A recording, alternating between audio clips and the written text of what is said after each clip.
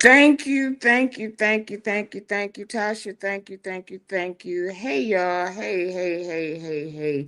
I am sorry for the timing. My food said that it was here, and I've been looking and I haven't seen it. Nevertheless, nevertheless, we are here, and it's nobody but Jesus. It's nobody but Jesus. I listened to that yesterday, and the tears, I can't even explain it. But however, we are here. Bless the Lord. Bless the Lord, oh my soul. We are here. We are here. We are here. Um, before we get started, you already know how we do it. You already know how we do it. We're gonna do the roll call, and we're gonna ask that you hit the like button. Hit the like button. If you have not subscribed, subscribe now. Turn on your notifications. Comment respectfully. For 99 cents a month, you can become a monthly member of the Sean Talk Show. Isn't that a blessing? For only 99 cents. You can't beat 99 cents.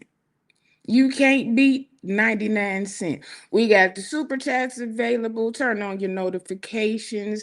The Cash App is pinned. Turn on your notifications.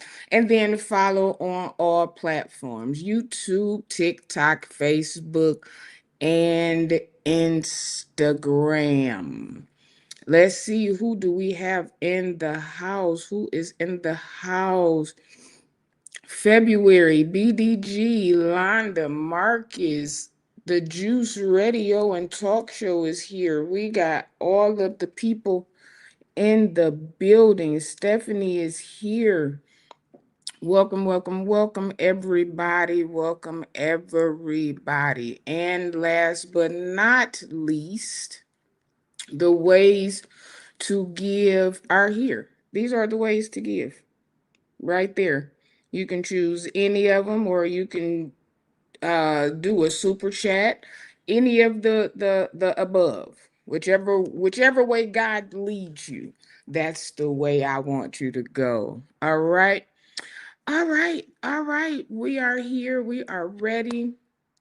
Um, it was something else. It was one more thing. It was one more thing. Give me a minute. I'm mad because my food ain't here. Give me a second. It's one more thing, one more thing. I know I'm gonna forget. I forgot, I forgot, I forgot. Our guest is in the studio. Well, I'm not, you know what? They ain't no doggone guest. Our co-host is in the building. We don't have guests here. We family. We don't do that. Oh, here we go. One more thing. We have a new product. I added a shot glass. Now, for those of y'all, I know y'all don't drink,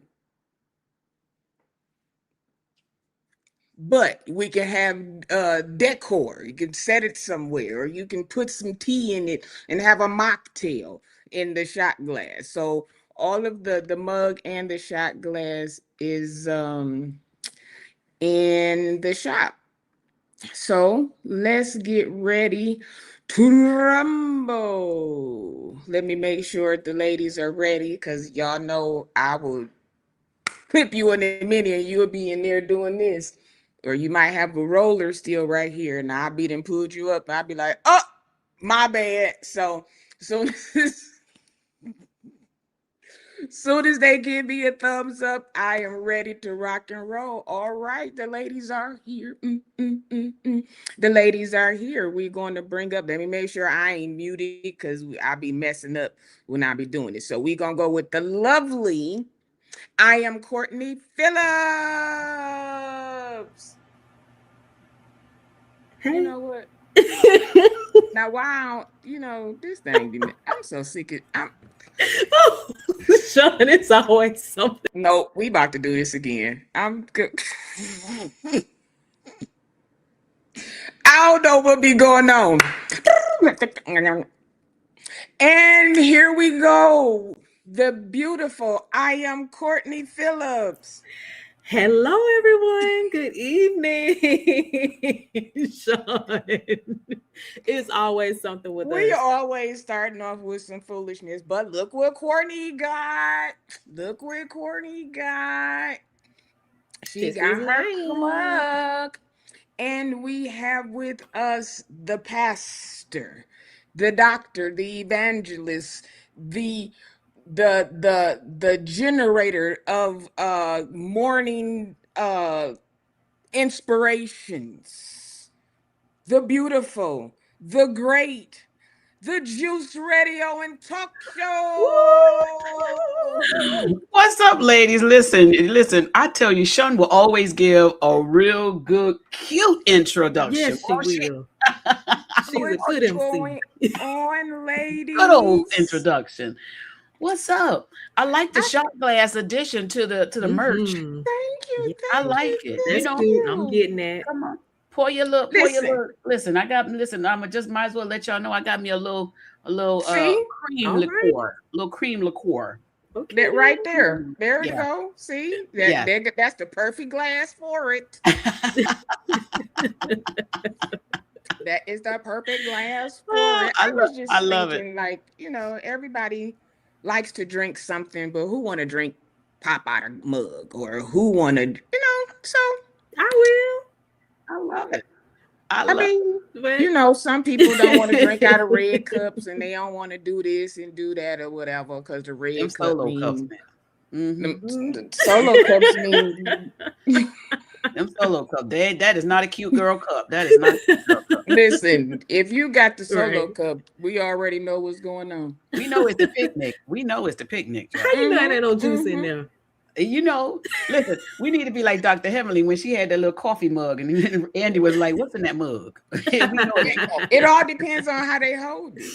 ah, If they just hold gripping it, ain't nothing in there. yeah, If they got their hand around the top, Right. Something in and okay. the pinky is out, and they keep doing this, there. Stirring it up. oh, it's something in the cup. Courtney, I like your mic. Oh, that's so Thank cute. It All you. right, is. I Thank you so know. much. This is my favorite color. Is pink, as you I can see. see. And So your nails are Okay. matching Sean's beautiful Okay. cup. I love that. yes. Y'all, Look excuse at me, I'm look. dealing with allergies over here today, y'all.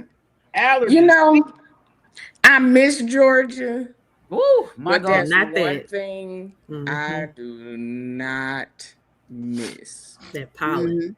That pollen. The That first pollen is year, I different over kid here. y'all not. Hmm. The first year we moved there, COVID hit. We Mhm, moved in September. mhm, Mm.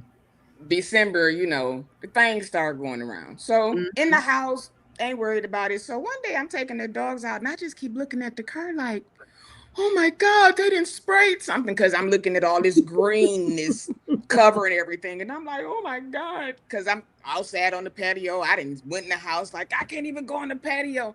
I'm like, what It's is different. this stuff? And it just kept getting thicker and thicker. And I'm like, what is going? This. But Right. see, Everybody here we cause have grief. the white pollen that flies around in Yeah. the air. So Yeah. I was like, oh Lord, we moving back. They trying to Oh get my us, because this is just too much. But Yeah, I was good earlier, but the nighttime is coming and I can feel it. I'm like, oh my gosh, I did a video earlier today and I was fine. And all of a sudden I'm getting ready to come on here and I'm like, man, sniffling and snorting in the green room. I'm saying, oh God, I got to get ready. Sean need me to get ready. because when I seen her, I saw her wiping. I said, is Tasha touching her? Is she crying? Like, what's Nobody. Come but- on. I know I was Yes. crying when Sing I it, was Pastor listening. Regina. Sing Listen, it. I almost grabbed my Bible and was like, come on, let's quote her. Come on. Thing. She was saying that though. She sang that. Listen, you know, the crazy part is watching her now is so crazy, because she sung like that at 11, 12, Yeah. Wow. just around the house, just Wow. Tasha singing. She would just, Mhm. and I would be looking at her like, where's this little girl getting this? And to see her just blossom Yeah. into the person. And I tell her all the time, she be like, shut up. I be like, you make me feel like a proud mama, because Aw. but just watching her, it is just so, from where she was, Yeah. where she went to, and where she is now. That's Mhm. awesome. You know who else you need to keep your eye on? Erica Who? Campbell's daughter. Yes. She My- is. But my- she's been like that since she was little. Yes. Mhm. Yes. If you Okay. ever look at Mary old stuff, you'll see her Yes. little body Mhm. over there on the stage. I was telling my mom, because we was talking about actually all of them, just Yeah. how they used to come to the house, because we had an organ, and how we all used to just sit around. And she was like, and I look at y'all now, and because Jay Brooks is playing everywhere, Mhm. Jay Drew was playing everywhere. Like, these are the kids that I had a Concord. And when I tell you, it was about 7 of them in there. Mm. Wow. Can you play, Sean? Huh? Okay. Thanks. I I have a can quick get you question. through a rehearsal, putting it Uh-huh. all together. I You ain't can find doing it. notes. I can. This Oh is your yeah, I note. can give you the. Okay. But to put them all together, like, I can play each Uh-huh. section. Okay. But when you go to putting them all together, that's when my brain just be like, nope, we're not doing Okay. that. Oh my. But the boards, the sound, I can, anything in that. Yeah, Okay. I used to sit and just stare Mhm. Wow. when we would be at the studio. Michael Brooks is an Amazing. Oh my Amazing. God, we would be sitting at a restaurant and he'd be writing on the napkin, Mm. sing this. And we'd be sitting there singing. He'd be like, all right, let's go. And we'd get in the car and just go to the studio. Wow. Like, and I would just be sitting there looking at him just doing the boards. And he like, you don't go too fast. You don't do this. This is what this is. And he would be excited to do it. So I have a couple of questions, though, in regards to, like, your Michael Brooks and Tasha and Kiera and all those kids coming up. Was it pressure, considering who their parents were? Did they have an extreme amount of pressure on them? Mm. Mhm. Wow. Mhm. And how did it affect them growing up, both socially and, away from the mic? Well, Tasha's told her story, you Mhm. know. This is crazy, because I just before I came on was talking to my bishop's daughter. And as pastors' kids, there's this stigma of how you're supposed to be, what you're supposed to do, what you're not supposed to do, how you're supposed to conduct yourself. And these are children. Yeah. Mhm. Yeah. Mhm. These are children. We couldn't go skating without they couldn't, it. Mhm. And I was on them like they were the pastor and first lady. Mhm. And then because they are the kids of the pastor and first lady, Mhm. there are things that is asked of them, that is expected of them, that I Mhm. would not. Yeah. Mm. So when a Mm. lot of these church kids, especially that parents were pastors and bishops, when they come up in a certain, or they do certain types, it's just like, for instance, we wasn't gonna go here, but we can go here. Okay. Like EJ. EJ was Mhm. brought up in Beverly Hills. Oh, EJ. Johnson. Magic Johnson's son. Magic Got you. Johnson. Okay. Magic Excuse Johnson, me. Cookie's son. People were Okay. watching that interview like, oh, EJ so stuck up. EJ is so Beverly Hills. He just Right. been spoiled rotten. And his daddy was a basketball player, Mhm. Mhm. not EJ. Mhm. Mhm. But you are put in your parents' shadow to be like them when that's not one, it may not be your calling. Mhm. It may not even be a hobby of yours, but Mm. people expect it from you. People expect Kiki to sing. People Mhm. expected Tasha to sing. People Mm. expected Jay to play. People expected Jay Drew to. It's Mhm. expected because your family is music. Okay. Yeah. But then, in the same instance, when you get into those rooms, Mhm. then you find out what mama and daddy and aunties never really went through. Mm. Did it ever make them want to not do this, although they're very extremely talented, gifted, all of the above? Singing, Mhm. no. All of them sing. All of them. Every last one of them. Mhm. It's not a one that don't. When it comes to ministering, Mhm. well, we all saw Jay Drew say we ain't doing it. Right. Is We that ain't doing the son? That's his son, right? That's his Yeah. son. I Jay remember Drew when I was said, watching Sheer. So, oh my God, when see, Bishop got- Sheer got on him, Yes. but I told, I was I'll like, never again, forget that. I turned Mhm. this that's a place out. generational thing that people expect because your daddy, your granddaddy, your Right. great granddaddy, your uncles, that's not necessarily true. They're expected, okay, you're supposed to date a preacher, you're supposed to marry an evangelist, you're supposed to.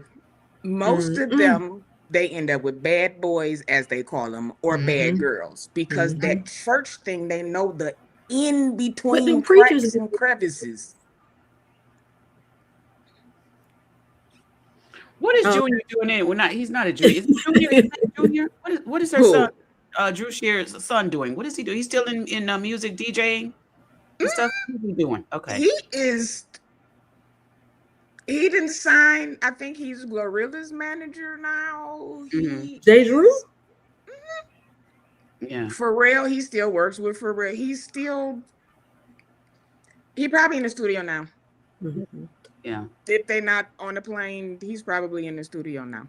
Mhm. That's how, but this has been always. I used to have to drag them out of church like, yo, let's Mhm. go. They would turn the lights off on them, but soon as church was over, they would be on the instruments, everybody would be doing something. But this is their everyday.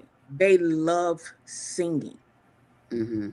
every day. This is not something that is Mhm. forced upon. Okay. Like my Do you mama think is not a ministry is singer. forced? No. Okay. Ministry is not forced, but it is a high requirement. It is. Mhm. The only one that is ministering out. Well, no, they all of Lisa's kids, they're singers, Mhm. but they minister in that singing. As a matter of Okay. fact, the youngest one and her husband have a church here. Mm-hmm. So The youngest one is the one that just got married not too long ago, right? no, that was Tia. That's the middle one. The Okay. youngest one got married first. Well, in between. That's The right. slender And skinned one. yes, and her husband is a pastor, right? Mm-hmm. Yeah. Okay. Yeah, I don't know yeah. why I thought she was the oldest. Tasha's the oldest, huh? Tasha's the oldest, then Okay. Tia, then Satira. Tasha's the oldest out of the whole crew. Got you. Okay. Yeah. But I've heard Tasha sing I don't know how many times, and there's not a time where I don't be like, I'm gonna bust you in your face. Man, Like, listen. I want to slap you. How Yeah. did you do that? So effortlessly. She always sings from the soul. Yes. You And feel that's why I everything was she telling sings. Yes. even in her struggles, listen to any of her songs, you can still hear it. That's why I'm always so quick to say, I don't care if you're a crackhead, a heroin addict, a drunk, a prostitute, whatever it is. If it's there, it's going to be. He called you to do what he called you to do. Yes. Period. And she's so Period. good. Because I heard, because I wanted to talk about this too. I just saw, they all get me confused. Social Fire, Global Impact, they all confuse me. I can't remember which one it was. But Rock Leach. So Social Fire, that's the beard, Rock Leach. thick guy. Yes. Okay.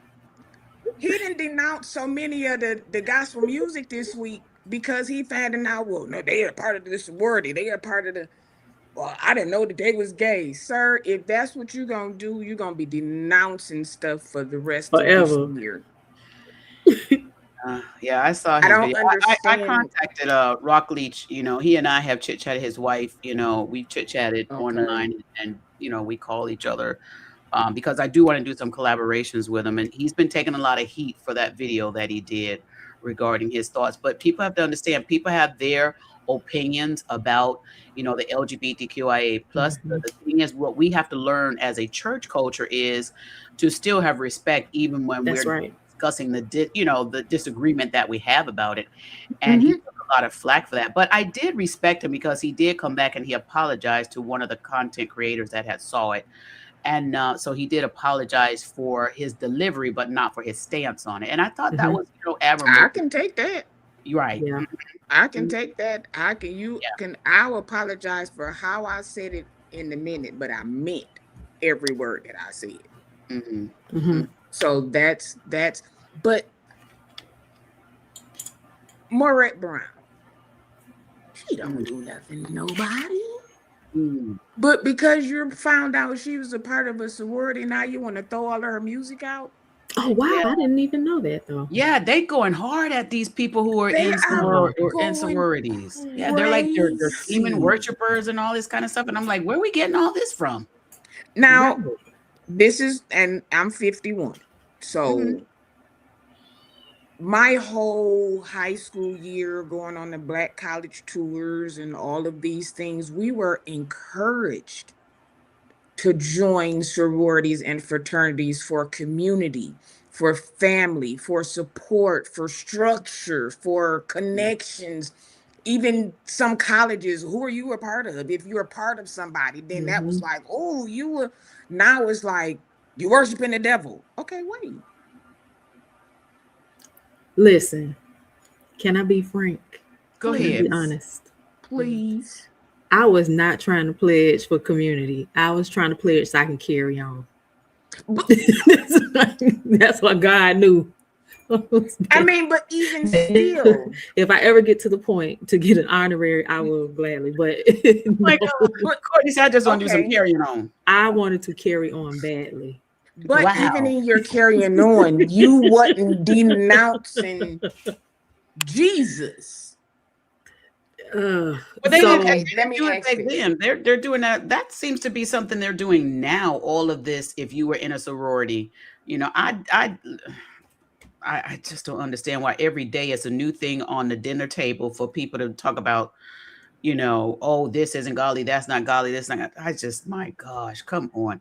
Now, I do understand that some sororities, you know, some of the things they did do that I have seen, it's like, no, that's witchcraft right there. And I can understand, but I wouldn't say that's for all of them. But right, that's what I'm saying. The police force, they haze, they do all kind of stuff. The fire department, like all of these people have rituals that everybody don't participate in. Some people don't even know about them. to even be like, what? Well, Because because it's a secret society. Yeah, So but we even wouldn't know. Yeah. But Hey, Jesse. But even still, do y'all think all of that TV? I know some people that have pledged. A lot of them crossovers don't. People look at TV too much. That's what one of the problems is. Well, now, I think a no, lot of people. Okay, let's take. we're not gonna act like the process is not the process now. No. Processing, okay? The process is the process, but they're not all what people see on TV. That's where a lot of people are getting real talk. No. I'm it saying depends. we know, but a lot of people that are talking about it, they're going on what they've heard, what they saw on social, especially nowadays. Yeah.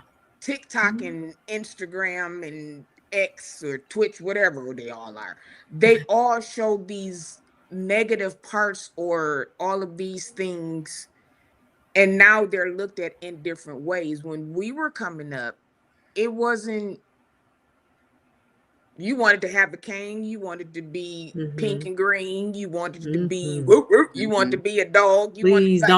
Please don't bark, because I feel like somebody from somewhere is gonna start barking and I'm gonna hear it. They will bark at a funeral. They will bark anywhere. Do you hear me? They do not care, honey. They'll be in Josh probably at home right now barking. Please, sir. Josh, I can hear you all the way over here. Don't. Oh my goodness. He felt it. Is that who Ricky Smiley is with too? Was he? Yes, yes, okay. ma'am. My God.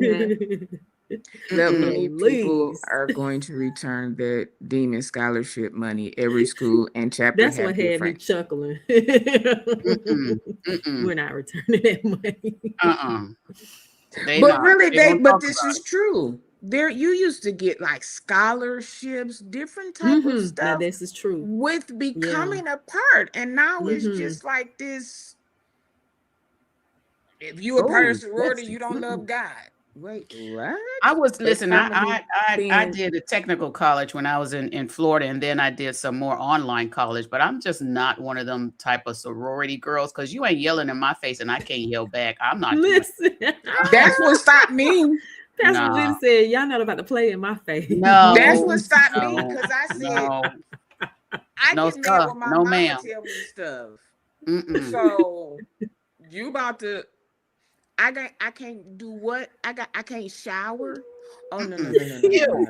Ew. I am not gonna be marching behind you and you all cute and that you gotta be in front of me and I can't go nowhere. No, I'm not a behind. And I smell like turtle tank water. No. I ain't bowing down to you. I'm not doing none of that. Just let me do my little online course. Let me do that. Listen, they handing them out now. Hand me one. I take one. I'll take one now. I have done many teachings on the Greeks over the years. Well, Dr. Ben Israel. We need you to give some of these folks some inside knowledge. Because you probably ain't gonna want to hear, because let me tell you, when Dr. Ben Israel go, he gonna go deep. And you probably gonna be shocked, and you probably gonna look at some of these fraternities and be like, okay, I understand now. I understand, because he can go deep. You should have him on one day, Sean. You should have him on your show one day, and y'all talk about that. Yeah, I really always thought like, okay, growing up, we were encouraged to do this. Yeah, but now it's like so much unknown. Spiritually, there's so much unknown. There's so much spiritually unknown. Dr. Ben Israel and I, we were talking one day. Actually, we were online during his Apocrypha series, and we were talking about the book of Enoch. And he went into people who are, different people who look at astrology and different people who look at this, that, or the other. And some of the things that they wear and stuff like that. And let me tell you, it was a heavy topic, and it makes you look at some stuff like, oh my God, I need to get out of that. Because what happens is people get into stuff without knowing the real back history of where it came from, how it was formulated. And it goes way beyond human. it goes back to the fallen angels and what they brought down and what they incorporated and start teaching man some of the things that we weren't supposed to be doing at all. So it goes way beyond man. But y'all, you need to have Dr. Ben Israel on here. I'm sure he'll probably be more That than would be good. willing to have I that. need to. This comment here. Now it's more than 1K, Duchess. Hold Way on. more. Let's back up. Let's Way back the more train than up. 1K. I'm Wait, you sorry. gotta Back pay the for this train stuff up. too? You gotta pay. Absolutely. You gotta pay to be tortured. Yes. And you trying to get my money? Oh wait, no. Let's try 5K. $5,000 You have to join to the pay fraternity? to pledge. Absolutely. Mhm. Oh, well, that's It may be a that's little why- less undergrad, but yeah. It's Oh, a well, lot maybe more. that's why the Lord didn't grad. put it in my spirit. Because soon as I would have heard the price, I definitely would have been like, yeah, no, I'm not doing that. Mhm. Well, no, because I guess you could. It's still a lot of perks with it, though. It's. Well, but you I- know what? But here, you said something right there. You said there's a lot of perks with it. But you know that's how Satan does. He will always tell you there's perks to stuff This is true. Pastor Regina. This to is get, true. to Here get we you on to go. do it. So listen, This I'm is Dr. Ben Israel, true. if you want, I'm gonna send Sean your number. Y'all need to talk. For Mhm. sure. Yeah, That we would be a need to great because show. Yeah, Sean, you I should would do that. love it. wait. Dr. Mhm. Ben, is me talking to you gonna make me have to go apologize to Bishop Wooden? Am I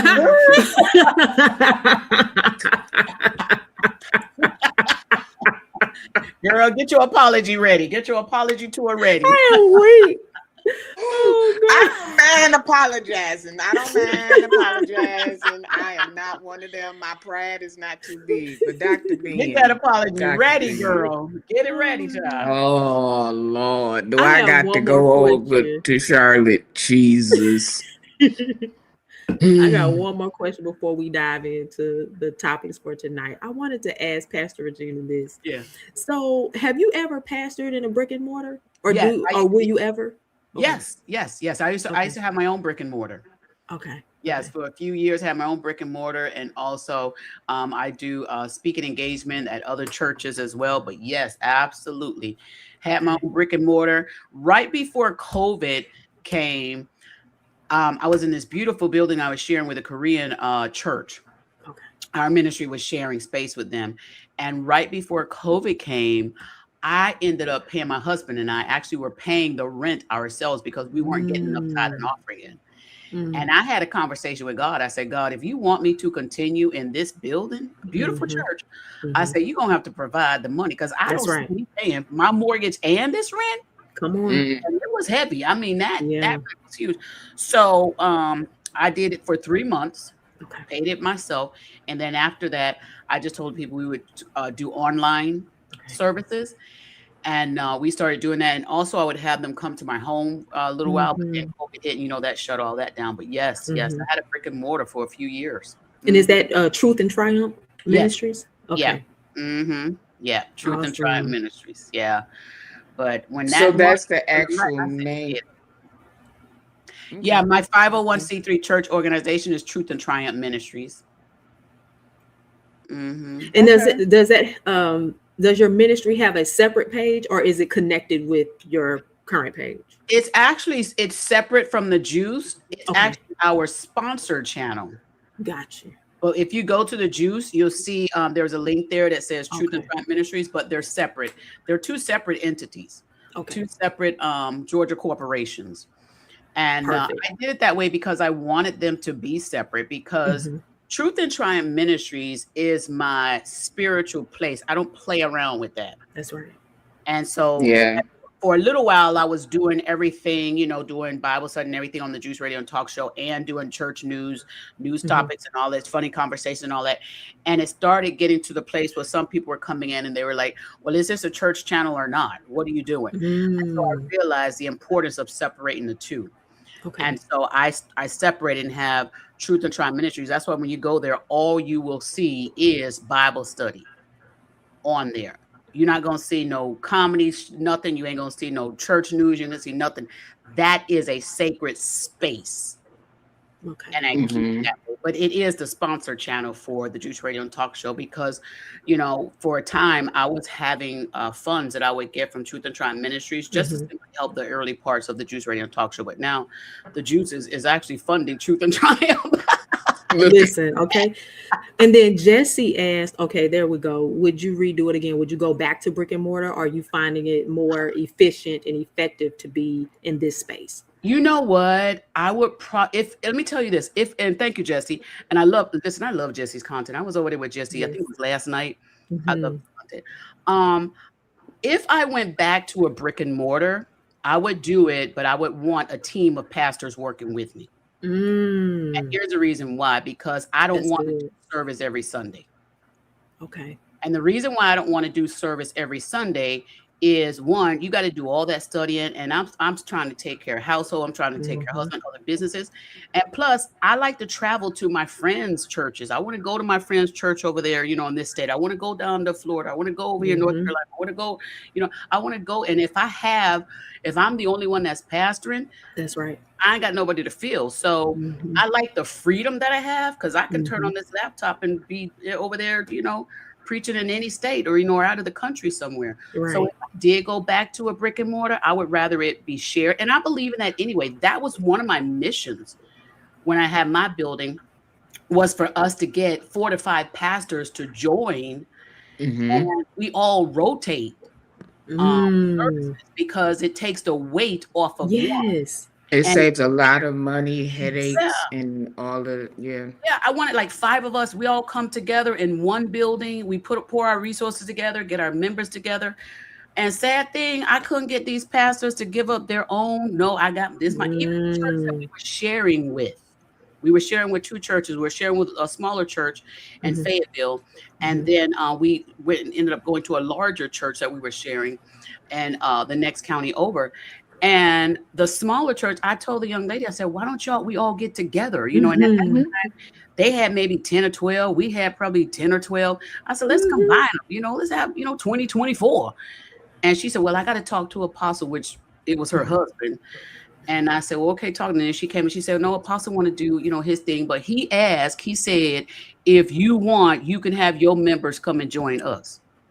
I bet. I'm sure. And I thought you ain't want to do it. Black folks, how black folks. And I looked at her and I said, well, I'll just have to talk to the members and see what they want to do. And of course, they weren't happy. Of course, the way I delivered it, they want y'all. Do y'all want to join them? Because they don't want to join us. Right. But why can't just join each other? Like, how amazing would that be? And that would take off so much weight, like Sean said, financially. It would take off the burden of let me not say burden of pastoring, but you understand what I'm saying. It is a burden at time. I said that one time and somebody was like, it's never a burden to do the Lord's work. Lies. Right. That's trying to be too I know deep. the truth. You're trying to be too deep when you're doing that, because it is. You're on call 24 hours a day. Literally. No, not me. Not me. Because one of the things I told my congregation, I told them, I have a whole husband. Don't call me at 3 a.m. and expect me to answer my phone. Period. If you got an emergency, call 911. I told them. I said, don't get mad at me because I can't answer. I'm not your doctor, nor am I your lawyer. And I pray for you when I get your voice message the next morning. I told them, no. You're not going to that's what I'm talking. No. But where did that, I hate to veer the car off, where did that come from? Because the old school pastors pastored like that, as far as having to be so in it, you know what I'm saying? Like answering their phone 24 hours a day, always wherever people ask them to be. Where did that type of pastoring come from? Listen, as far as back as I can remember, you call the pastor for everything. Call the pastor. My daughter got a headache. Call the pastor. Call the pastor. This sister so and you had a pastor running to 10 different hospitals, trying to go and greet everybody. And some of the people are like, well, the pastor is going to send, mother so and so to see you, and they're like, no, they feel like they don't want that. They ain't gonna get their healing. I wait for the So pastor. been If like you're that. gonna be then passed out by the time pastor get here, that's all right. Yeah. I pray for No, pastor. it's an old school thing. But here's the thing: those pastors were running so hard and so heavy, Yes. they couldn't take care of themselves, nor could they take care of their families. Their Mhm. children suffered. A lot of the children didn't want nothing else to do with church because they didn't have this relationship with their father. They felt as though their father cared more about the members than them. All of that. But no, that wasn't gonna happen in my household. If my daughter called me in the middle of a service, I'd be like, somebody come up here and get this mic. My baby calling me. Come on. Because I understand the importance of family, and God will take care of it. I'm not. What happened? What Jesse saying? This one lady called my old bishop who was like 85 to change her tire. Like, girl, you See ain't. that foolishness right there? No, my members knew. Don't But call me. see, they do that. My Yeah. They dad do. was the head of the deacon board. Mm-hmm. And I'm sorry, he wasn't even the head. The phone would just ring. Mhm. Such and such is in the hospital. Such and such just died. Such and such just did this. Because he was the call to the pastor. So Wow. when our phone would ring after 12 o'clock, I knew it was somebody from the church and I knew something was wrong. Wow. Well, He would get up. Then, of course, my mama was wrong. Then she would get up. Then, I'm nosy. So my mama get You up. getting Why up. you up? Everybody What's getting up. going on? So we all up like, well, what's going on? So it's a lot. Yeah. I No, really my think. members knew. My members knew. Don't call me past 8 o'clock. Don't do it. Yeah. You ain't gonna get an answer. You're not gonna get an answer. Don't call me past 8 o'clock. I'm not. No. But then too. And also I wasn't taking a salary either. I mean, we were a small ministry, and I was not taking a salary. I said I'm not going to do that to the congregation. So we used our money to actually help a lot of the members that needed food, resources, stuff like that, and the rent. But I was not taking a salary. I was pouring in more than anything else. And see, that's another thing. They feel like we paying you. No. So this your job. So a lot of people they run into that, and then you have like we was talking before. You buy a house. The pastor got to know. He need to know. He got to come bless the house. I'm getting ready to buy a car. I need to talk to pastor and see what the kids. Well, we need to see what pastor say about what school you going to. It was too much. Well, I was And doing a lot some of of that those too. I pastors- would bless a home and I would bless a car, but I would do it on my schedule. That's I would right. have a calendar. And if it didn't fit into my schedule, get the next pastor or one of these other members to do it for you. I was not going to be running myself from here to Timbuktu to go crazy to do some things. And I taught my members how to pray for themselves. That's one thing I told them. I said, y'all have to know how to pray for yourself. Don't think that my prayer is going to be the only one to reach heaven. And this one lady, she was so funny. She told me, she said, well, I ask you to pray because I know my life not right. And I know God hears you and answers you. So you know what I told her? I said, well, you need to get your life right. Because one day you ain't going to get me. You ain't going to give me the answer to this phone. Come on. But then too, okay, that's another thing. I heard somebody, I can't remember if it was, it wasn't Social Fire, the other one. Global Impact? That's the one. That's the one. He says nobody can preach to him in sin. And I'm thinking we're all in sin. We're just in different sins. We're all, what sin do we not do? I don't even know what it's referencing to. That's the thing. When you say can't nobody in sin preach to you, well, you can't be preached to. Come on, man. I love it. I love it. Like, for real. Like, funny. How can we expect so much? Are there different requirements? Absolutely. Is there a deeper call? Absolutely. Yeah. Are the pastors supposed to be examples? Somewhat. But when we're all full of sin, not full of, we all have sin. We were born into sin. Let's just say that. we can't, if we start doing stuff like denouncing the Christian artists and taking the pastors out the pulpits because of sin, nobody's preaching. Nobody's singing. At least very few. Mm-hmm.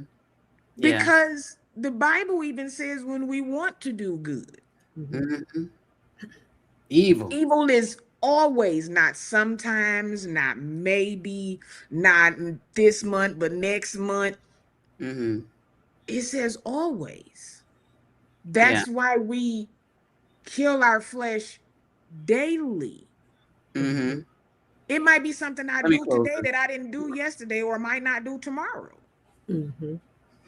But that's the daily that we have to do. And people get so stuck up on you're supposed to be perfect. There is no perfect person.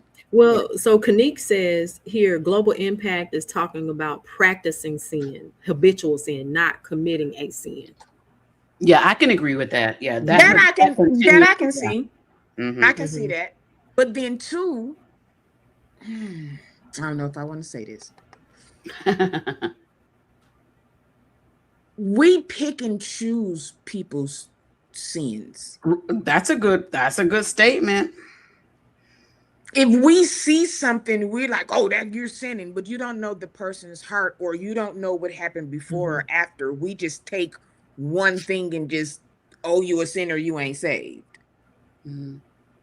That's not, God didn't do that. Well, Jesus, when he came in human form, he didn't do that. I would say this as far as like with pastors and people, before you get on that pulpit, every pastor should do this. Every pastor who's going to get on a pulpit should study the tabernacle. The reason why I say they should study the tabernacle is because before you get on that pulpit, you need to make sure that you are clean. Because it's important. We don't study enough about the cleanliness of what that pulpit means. And so one of the things that I would do when I was preaching at my brick and mortar, I would always make sure that I was walking up there clean. Even so much, I would go to the bathroom and just wash my hands just for a sign of I'm making sure I'm pure and clean, because the pulpit to me is sacred. You don't play around up there. You don't play games. You don't go up there dirty. It's a sacred space. I don't care what it looked like. It can look like a crate that holds 6 bottles of soda. If it's a pulpit, it's sacred. It's sacred. Clean yourself off before you go up there. And don't have the mindset of, I'm going to do all this dirt and then I'm going to just clean myself right before I go. I'm going to pray. No, because the tabernacle, those priests had to make sure they were always clean, because they had to go in and make petition on behalf of the people.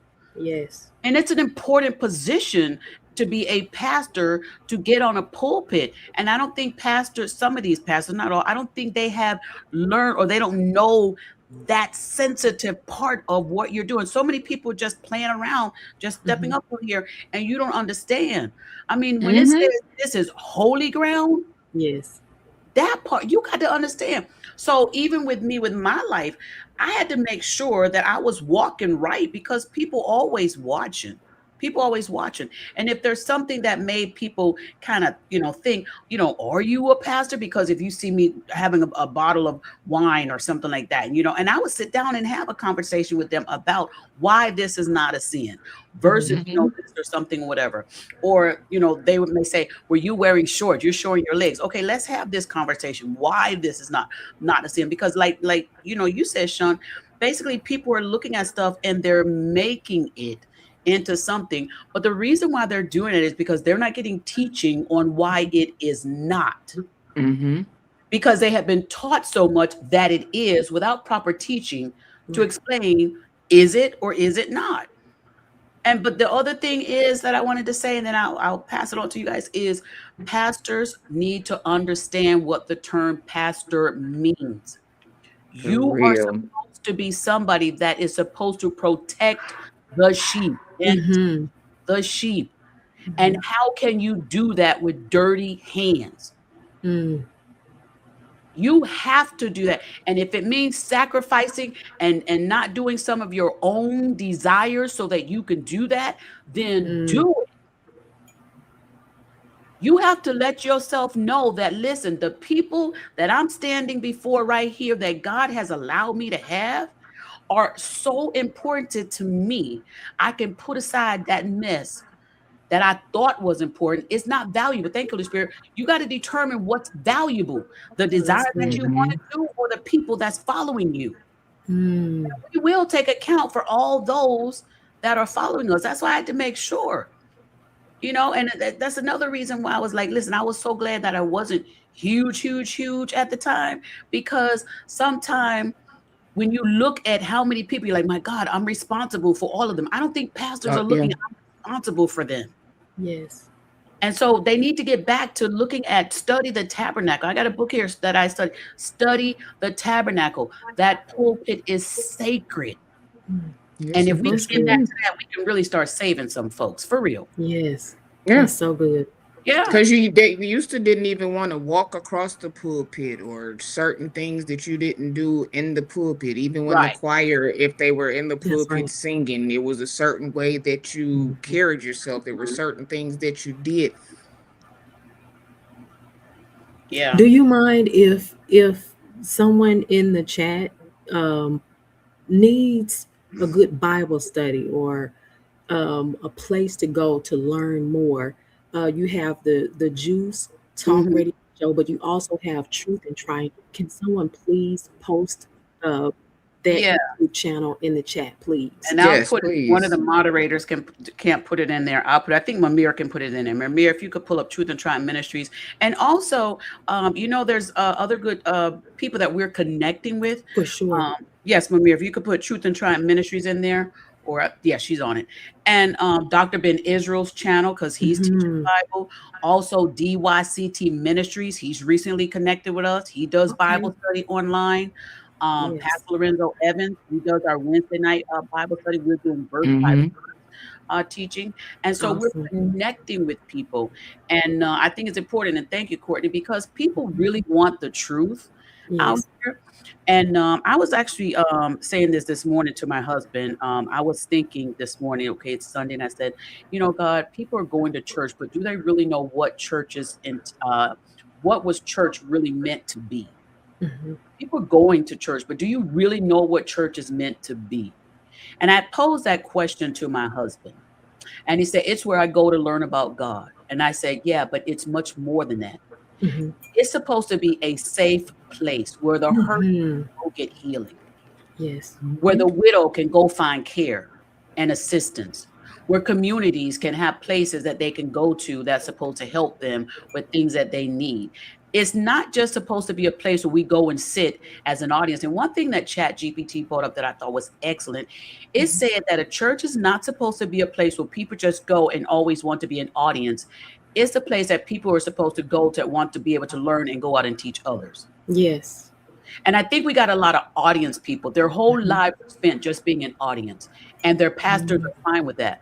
But a real pastor, you're not building your church just to build an audience. No. You're building your church to be so that you can have people that go out and will be disciples. Yes. Go and do other ministry. So if any pastor out there is saying, I just want to build my congregation bigger and everybody stay here, shame on you. You're not doing it right. Because the Bible says he sent them out. Come on. That's what it say. He didn't say he kept them in, but That's you got to what it say. them and teach them to do that. But so many pastors want to hold on to them.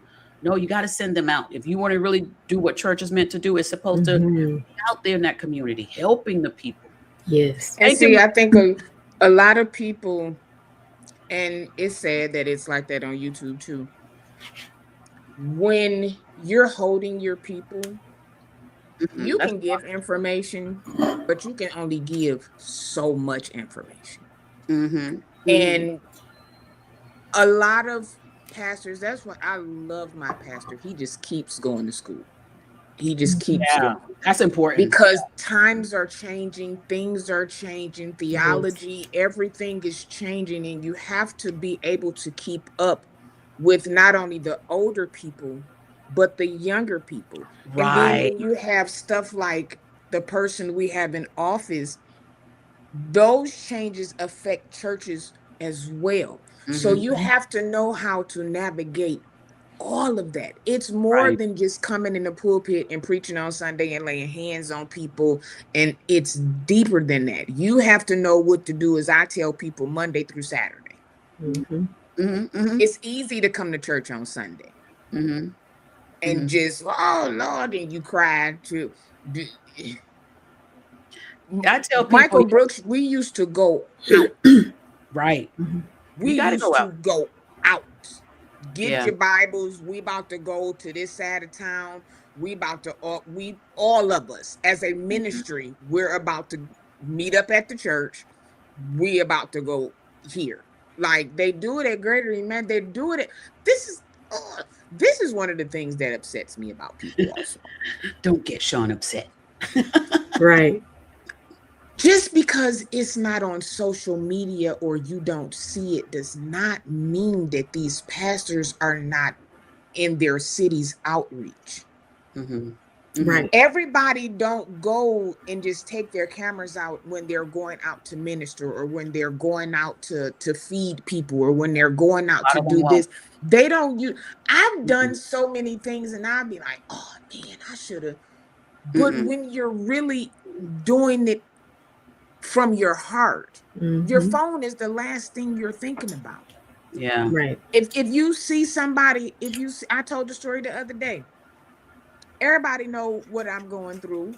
You know what I'm saying? And you have those days where you feel like, oh, I just wanna, oh, I just and I went to Dollar General and on the way out, it was this young man. You Uh-huh. got a couple dollars. And it hit me right there. Yeah, you're going through something, but this young man is Yeah. standing outside trying to find food. Yeah. This young man, you can look at him and tell he doesn't have a home. He Mm, laid somewhere, but he mm, doesn't have a home. mhm, So I'm able in my predicament to give somebody else money. mhm, mhm. And when I got in the car, I had to tell my mama, I said, I got to get, I had a moment. But Yeah. in me having that moment, God showed me right there, this could be you. Right. Mhm. It Thank could be God. worse, but even in your situation, you Mhm. are able to help someone else. Mhm. It's Mhm. not always about what that $5 that I gave him probably was like $50. Yeah. So It could we be it can't could have been a lifesaver. always exactly. You can't say, "Oh God, what am I? Oh Lord, this is." And I got into my car. I Yeah. put my keys in, it started up. Come I on. walked into my building. I put my key in my door. I walked Mhm. in, I turned on Mhm. the lights. Come on. When I went to wash my hands, the water was running. Amen. I have a refrigerator to put my food into. Come on. You got food in there. Come on. I Mhm. gave away so many clothes, but I still look in my closet Yeah. and I still have summer, winter, spring, and fall clothes. Come on now. So even when you in that space, sometimes it's like, when they say there's someone else worse off than you. Yeah, it's true. But we got to get back to what the church real intent is. And I think that needs to be taught. And I got some Mhm. material together, and I'm going to be doing a show on that. Thank you again, Mami. Appreciate you, beautiful. And I'm going to be doing a show on that because I think we have somehow lost the path of what a church intent is. And we need to get back to understanding what it is. And I wanted to say this also when we talk about our lifestyle. Like even today, when I was on my video and I'm laughing and talking about this Dwight Howard situation, me and the girls, we can laugh, we can have fun, we can talk, and you could still be a believer in God. You can still be a Yeah. servant of God. You don't have to be Mhm. still, your dress don't have to be down past your ankles. You don't have to do all that kind of stuff. You could still be a believer and do certain things that sometimes the church tries to hold you away from. But my thing that I would do, and I would tell myself this, and I still tell myself this, because some people they like I got to be holy on Sunday, and then they be Come everything on. else on Monday through Saturday. Mhm. I tell myself every day is Sunday in my life. There is Come no I'm on. holy every day. Thursday, Friday, or Saturday. Every day is Sunday in my life. Mm-hmm. But see, Every, Pastor Regina, Mhm. that's why I had asked you about your ministry, because you bear much fruit.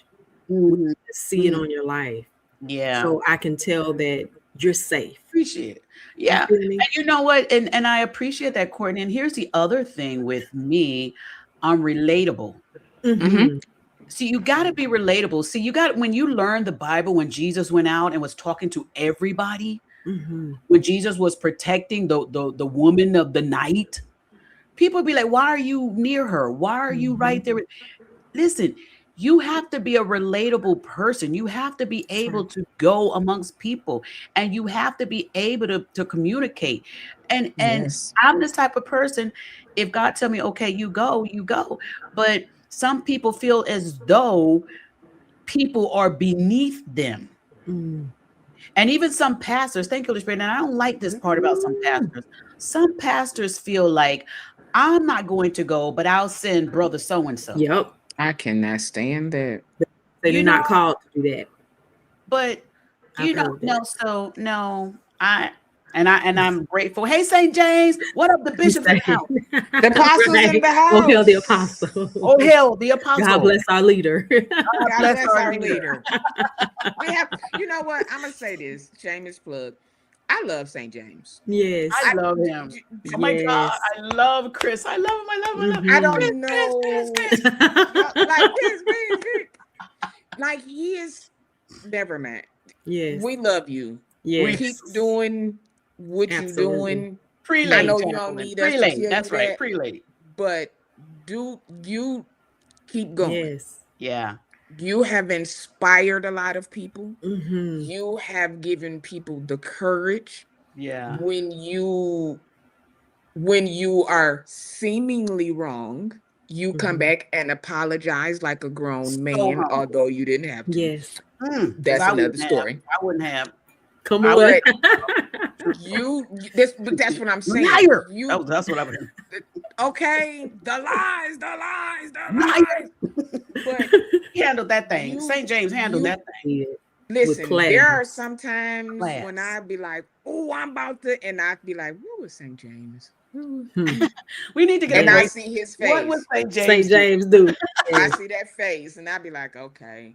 But it's good to have people that in your social media, be it your entertainment space or whatever, that you can actually have some place to. And this is no shade to Yes. nobody else's channel. I don't, because I don't No. want folks to be No. like, well, I like everybody that I Yeah. watch.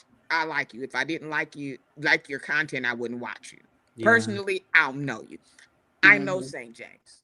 Mhm. And when Mhm. I met him in person, I was like,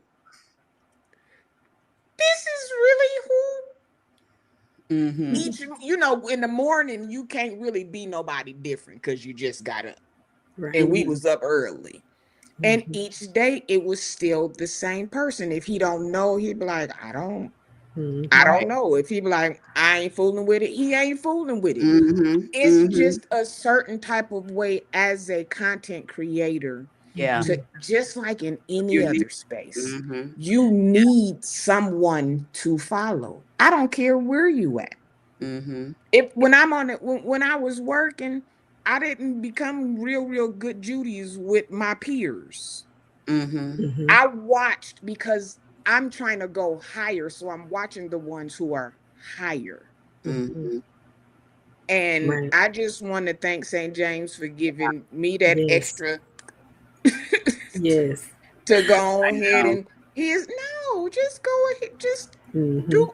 And he's not if it's wrong, he gonna be like, I Yeah. think you should kind of Yeah. stay away from that. If it's right, he like, Right, yeah, right.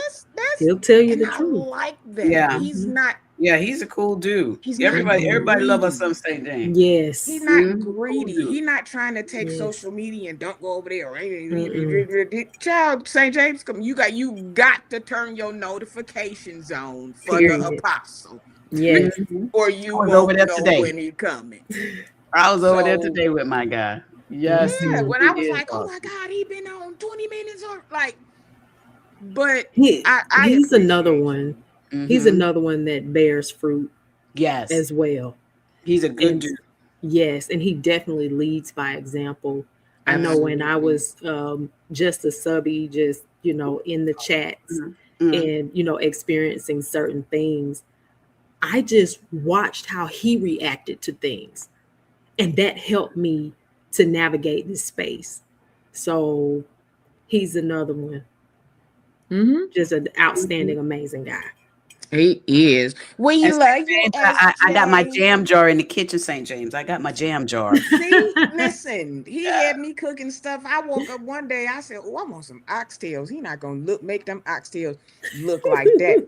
And the next day I went and put me some nice oxtails in my crock pot, and it was his fault. That's right, organically. Jesse said, I would That's not. right, I don't Jesse. apologize for Jesse. nothing. Wouldn't, and I'm still waiting for his apology. I'ma keep saying it. Woo. While y'all talking about all this other stuff, folks be so quick Mm. to he apologized. Now apologize to him. Child, he need to go on a whole apology tour for St. James, honey. That was, I was Okay. like, oh my God. But we digress. But it was. We yes. just want to tell you that we love you and appreciate you. We do. So I saw this. It was 313 weekend here in Detroit. 313. Woo woo. What up, though? Mhm. And I saw one of our great comedians, and she said something that it wasn't funny. It was actually, Ooh, what? I actually said, So let's listen to what she has to say. This better not be Monique. You know what's funny to me, and I'm gonna say it. Listen, we'll eat tuna and have a bad experience or something went on. We're like, oh no, I ate tuna when I was 5 years old, and I'm 50, and I haven't eaten tuna since because it made my stomach hurt, or it did this, or I don't eat eggs because I cracked the egg one time and it had that little blood spot in it. I will never, ever, ever eat an egg again. Now it's funny we'll say that about food, but we'll deal with a person that's hurt us, betrayed us, lied to us, stolen from us, and everything.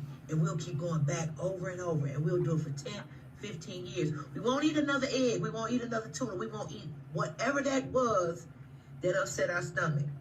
But we'll continue in a toxic relationship that's breaking us down from the inside out. Yeah, I said what I said. Y'all walk with that one.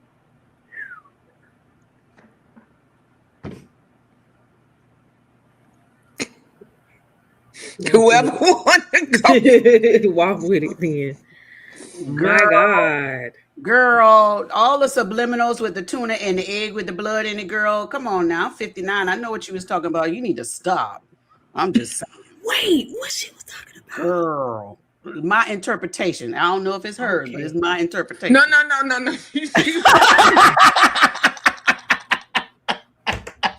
No, she was just saying how. Oh, different analogy, girl. Different analogy. Yeah, but it's true. People didn't crack the egg. Well, I seen her. I ain't never eaten eggs. I ain't ate eggs since I was 10. But you been messing with the same Negro. But you, girl. I got that part, but I want to know. Okay, Pastor Girl, Jenny, you must stop. can't talk You talking about the none of them tuna things. salad. Come on now. Okay. Jesse, No, I with don't me. think she Jesse was with doing me. it. Thank you, Jesse. Jesse with me. Jesse with me. Jesse, I'm just saying. The I think I subliminal. get it, See, I but didn't go that way. I Why was she just taking say, you know, a piece of toast, avocado? Okay, I mean, let me just stop. Okay, maybe she used the wrong I'm foods. that kind of one. Listen, She used the wrong foods. Okay, I get you. just like the plumber, comment. Okay. Wrong. Is it our brain? Is it our minds, or is it just the people? Because I don't know. Sometimes because we if she was saying something subliminally, that thing. I'm gonna Maybe have. I'm tired. I'll text you, Courtney. I'll text Okay. you.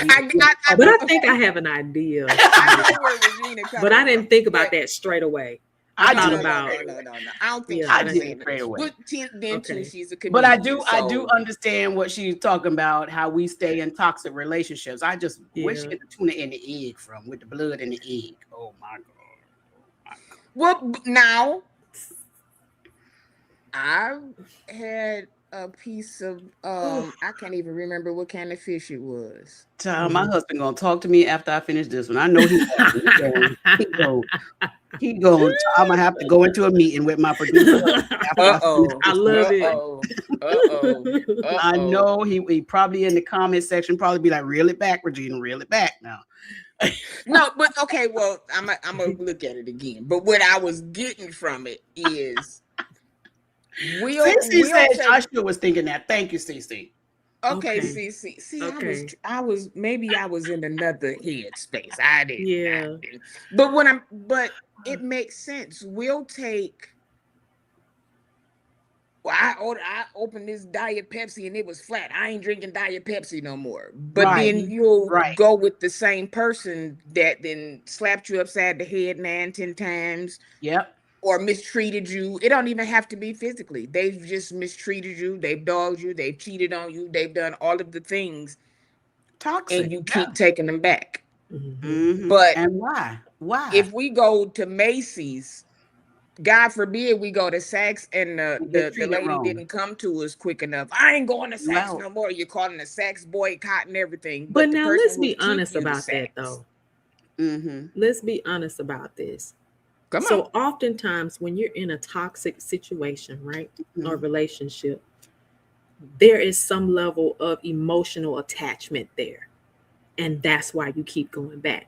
We don't have an emotional attachment to tuna salad or eggs. I got an Well- emotional attachment to chocolate cake. Chocolate cake have I an have an emotional emotional affair, connection and I'm to trying trail mix. to divorce it. I don't- It's deep.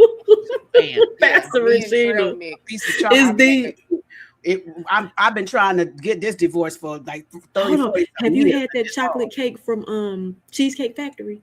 Oh, girl, any chocolate cake, the lava cake, I'm trying to. We have serious affairs over here. We got and a I'm serious problem here, huh? serious, but go Oh my ahead. Go ahead. God. Go ahead. But you get what I'm saying. Like, Yeah. let's be for real here. A lot of times people go back to toxic situations because there is an unhealthy connection to that person.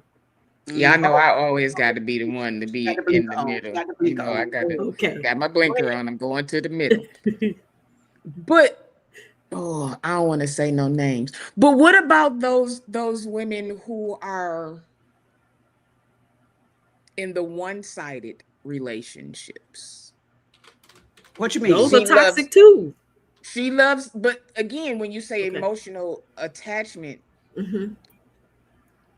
a person can be emotionally attracted to that person and they have no interest in you.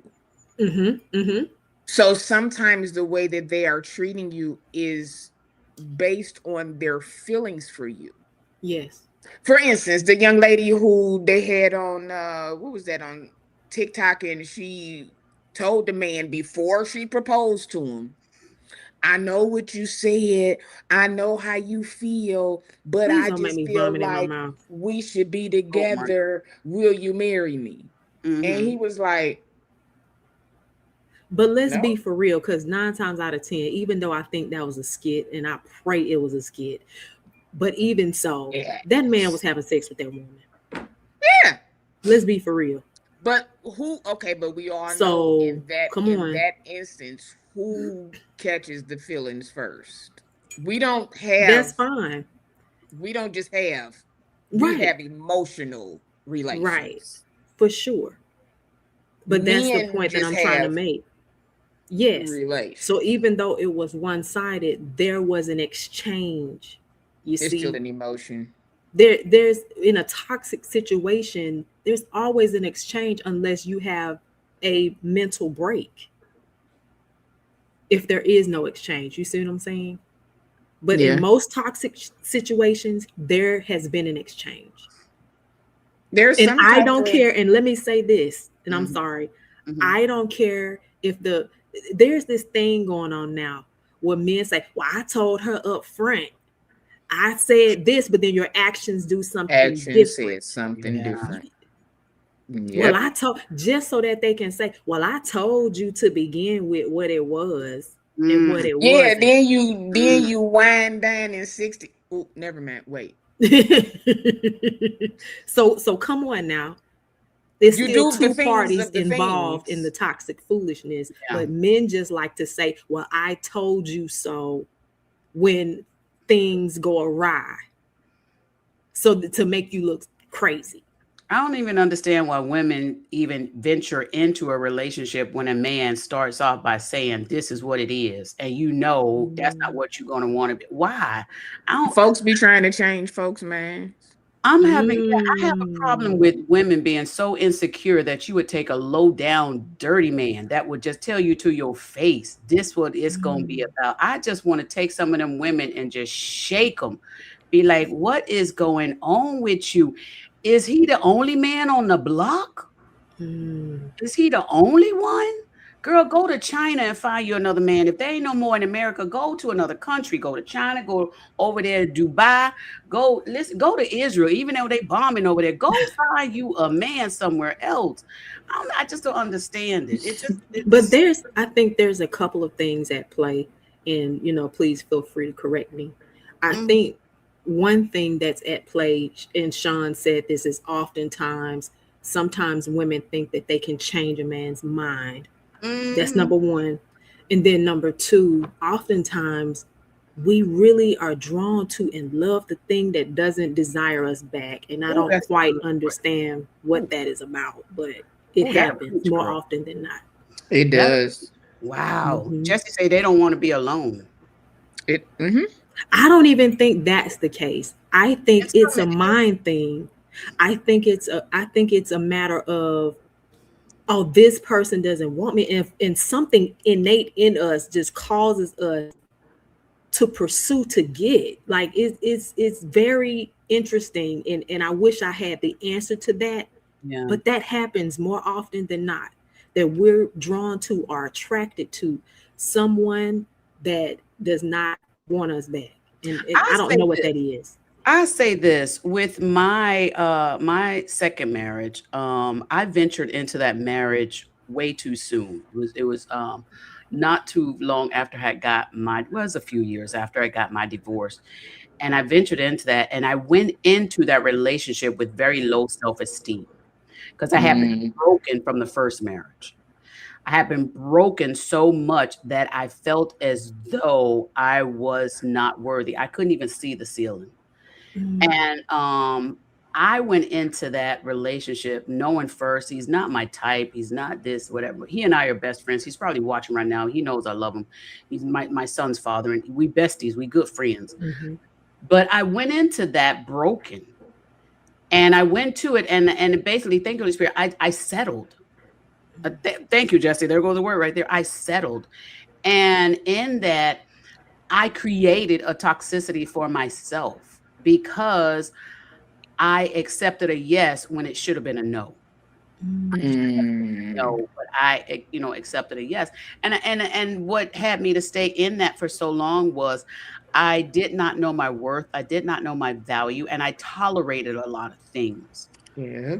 And it wasn't until I finally broke free of that. And the breaking free part was, I'm done. I'm not putting up. And so until a woman gets to her done point, and then, be like I did, I left. And there was a lot of people that were like, you leaving, you going out here, you got 2 kids, you're going to be on your own. How you going to do it?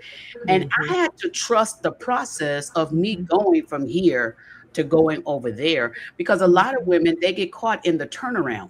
Yes. They leave, but then they turn around because the fear, it gets real dark before it get light. Come on. Say that.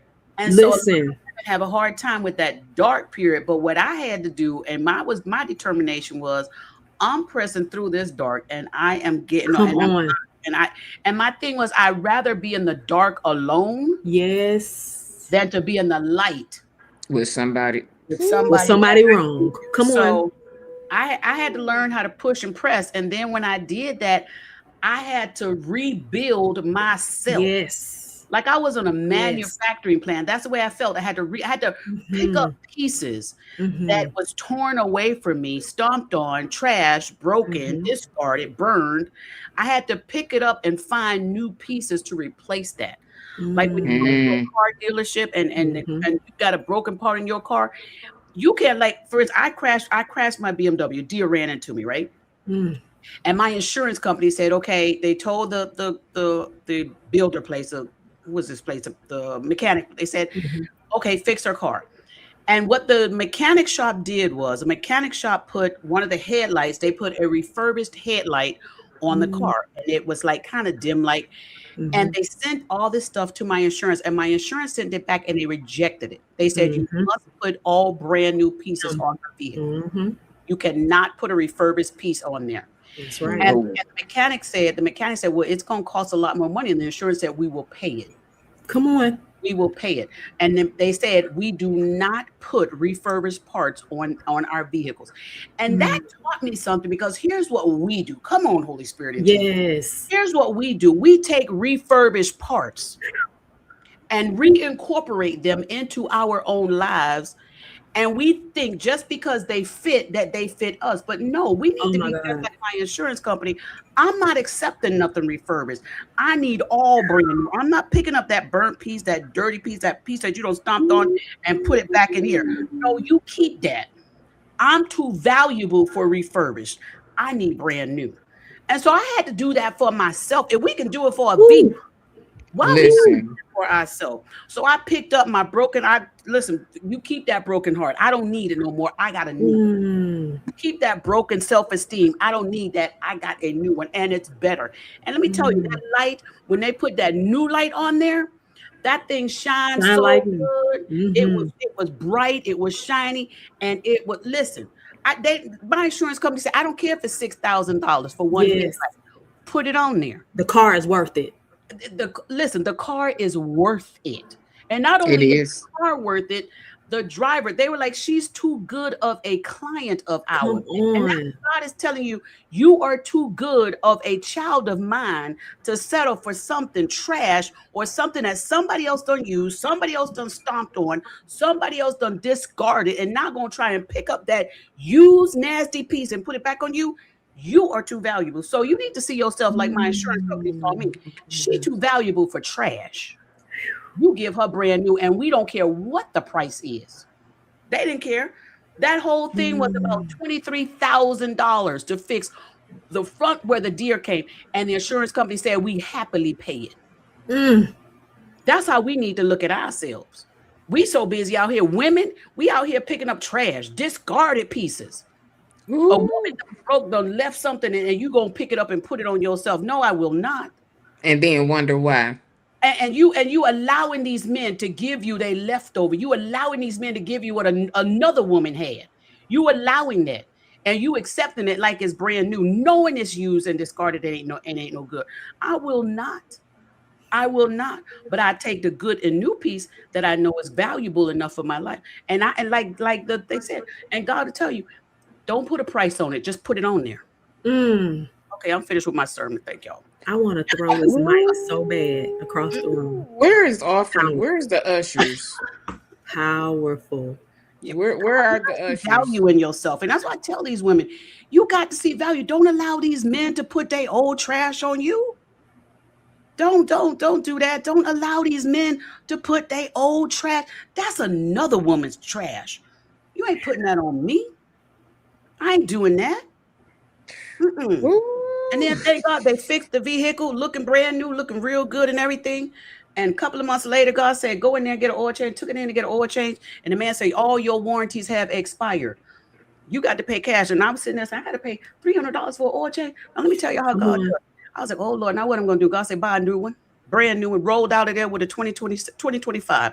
God don't play with it. God don't make me scream. And if he could do that with material things, come on now. How much more valuable are you? And so when I left that marriage broken, discarded, broken pieces, God told me, don't pick them up. Keep going forward through the dark. I am going to equip you with new.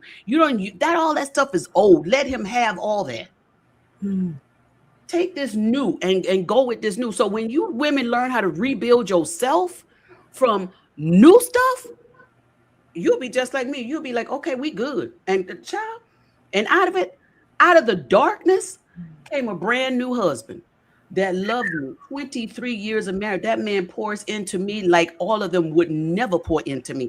So don't be afraid of the dark. Keep going to the light, because Ooh. gonna open up, and there he is. Okay, I'm done. I'm done that time. I'm done. I'm done.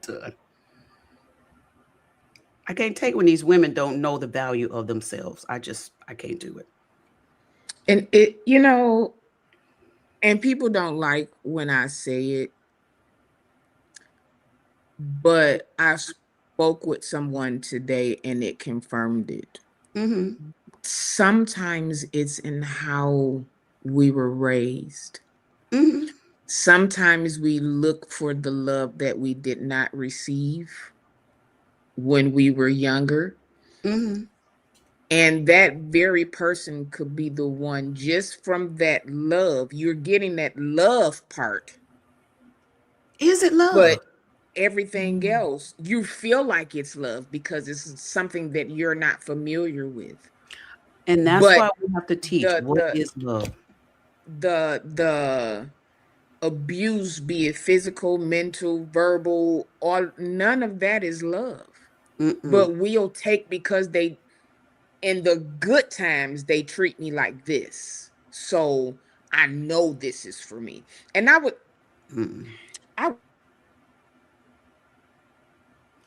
Maya Angelou is right. There you go, Sean. Is she back? Maya Angelou is right. She said, you know, when people show you who they are, you got to believe them. Believe them. When a man raises his hand the first time, that should be his last time.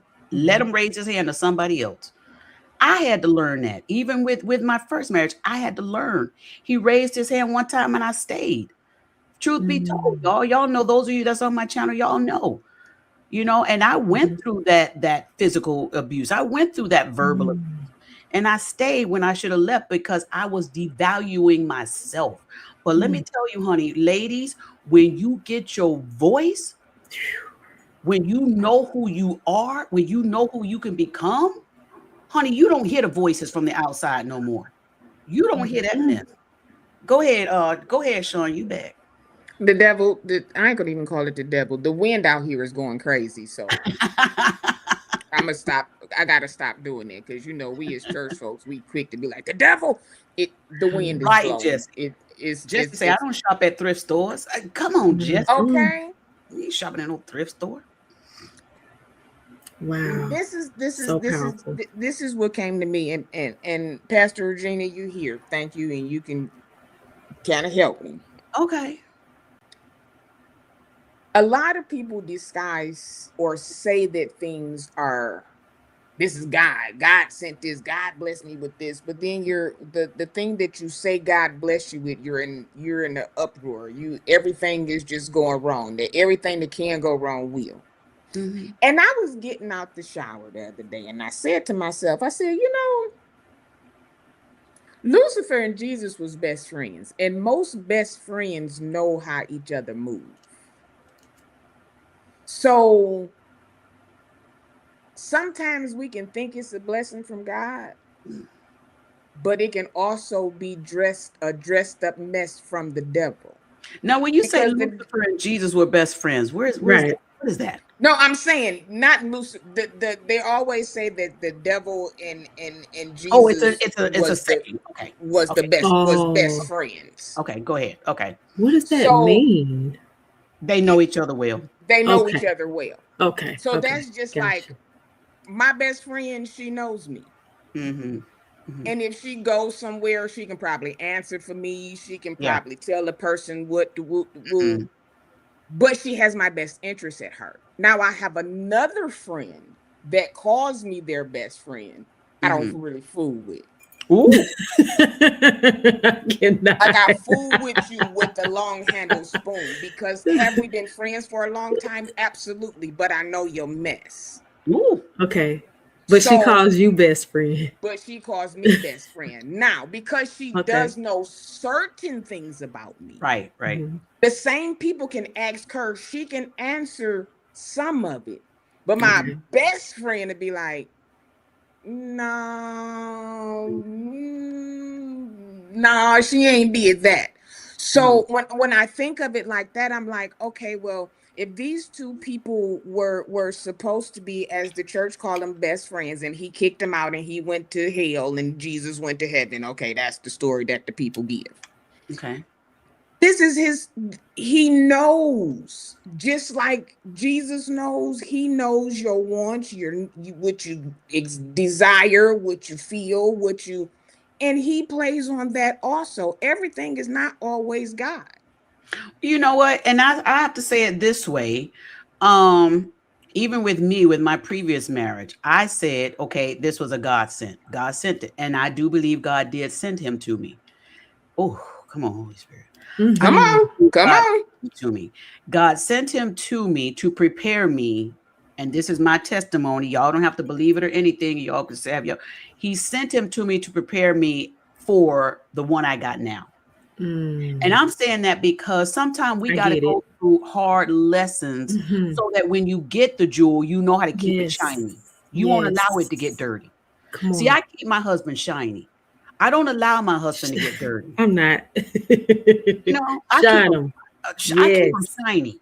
And see, I didn't do that with my previous marriages. I didn't Okay. care if they had a little dirt. I didn't care if they had a little scuff. I didn't care about that stuff. I didn't even care that Mm. I wasn't shiny. But when Mm. I see, sometimes you go through Mm. some things with people, and that's That's why so church good. people got to understand. Yes, my first husband, I believe, yes, God did send. I did it. Where either it was a choice, and God said, "I'm gonna go ahead and let you do this," but that's not where you staying. Okay. But Mhm. some things we go through and something God will give us to help Yes. us and to teach us, to prepare us for what is coming. That's why I tell That's people, when you good. go through financial difficulties, don't get mad. Don't think that it's the devil. It's probably God preparing you to know how to handle and take care and better take care of something else that you about to get. Yes. But I'm Mhm. grateful that God had me to meet my first husband when I did. I'm grateful God had me to be my second and he my second husband, we best friend. I'm grateful for that because those two gentlemen, hey God, Mhm. taught me how to keep this Mhm. one shiny. That's good. That's So so good. I'm grateful. That is That's my so good. testimony. So everybody else can have their own thought and Yes. testimony of. And I do believe God will give you things for a season. Mm. Everything ain't, thank you, Holy Spirit. Everything is not to be held on to. And that's the problem. Some people probably in friendship relationships right now and they trying to hold on to them. What did Jesus tell Judas? Go, do what you need to do and do it quickly. Mm-hmm. He didn't tell Judas stay right here with me. Mm. He told him to go. You always trying to hold on to a friendship or relationship or something like that. And when is your go season? Mm. When is it season for you to tell some of these relationships go?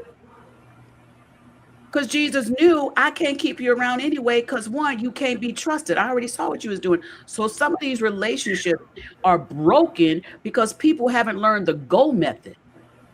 Jesus told Judas, go. He didn't tell Judas to stay. Thank you, Jesus. Okay. Whew. It's just in you. It's just in you. That's that fruit that Courtney was talking about earlier.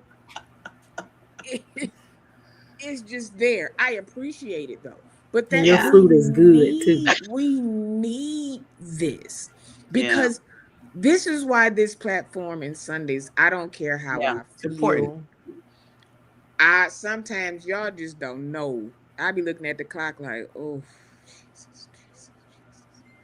But these conversations are Mhm. Necessary. so important because yes, there are females, there are women that have platforms, but some of the conversations is steered away from because it's like, well, I don't want, we don't care. Yeah. We're It's all right. speaking from the woman's point of view. Mhm. Mhm. We really have there are certain things. Some people be like, I wasn't gonna say that, but you was thinking it. Mm-hmm. Yeah, We gonna think it and say it. that's what we're gonna do. That's what we gonna do. We need to start helping to heal broken pieces, because y'all, there's a lot of broken people in the church right now also Mhm. that are suffering through not wanting to get a divorce. They're suffering and staying in relationships. They are suffering because they have gone through a divorce and they don't know how to recoup their lives. Mm-hmm. And so we have to learn how to teach. I even went through that when I went through my divorce. And I've always been in the church, never left the church. And when I went through my divorce, I felt such a separation from the people. I felt as though I was separated from God. And that was part of my broken period also. I felt like I couldn't recoup my life, Mhm. after that, because that was a church thing. But when I found someone that tell me your life is not lost because you had a divorce, I was able to grow. And so the church has to teach people how to grow again, Mm-hmm. instead of trying to stunt our growth because of something that we've gone through.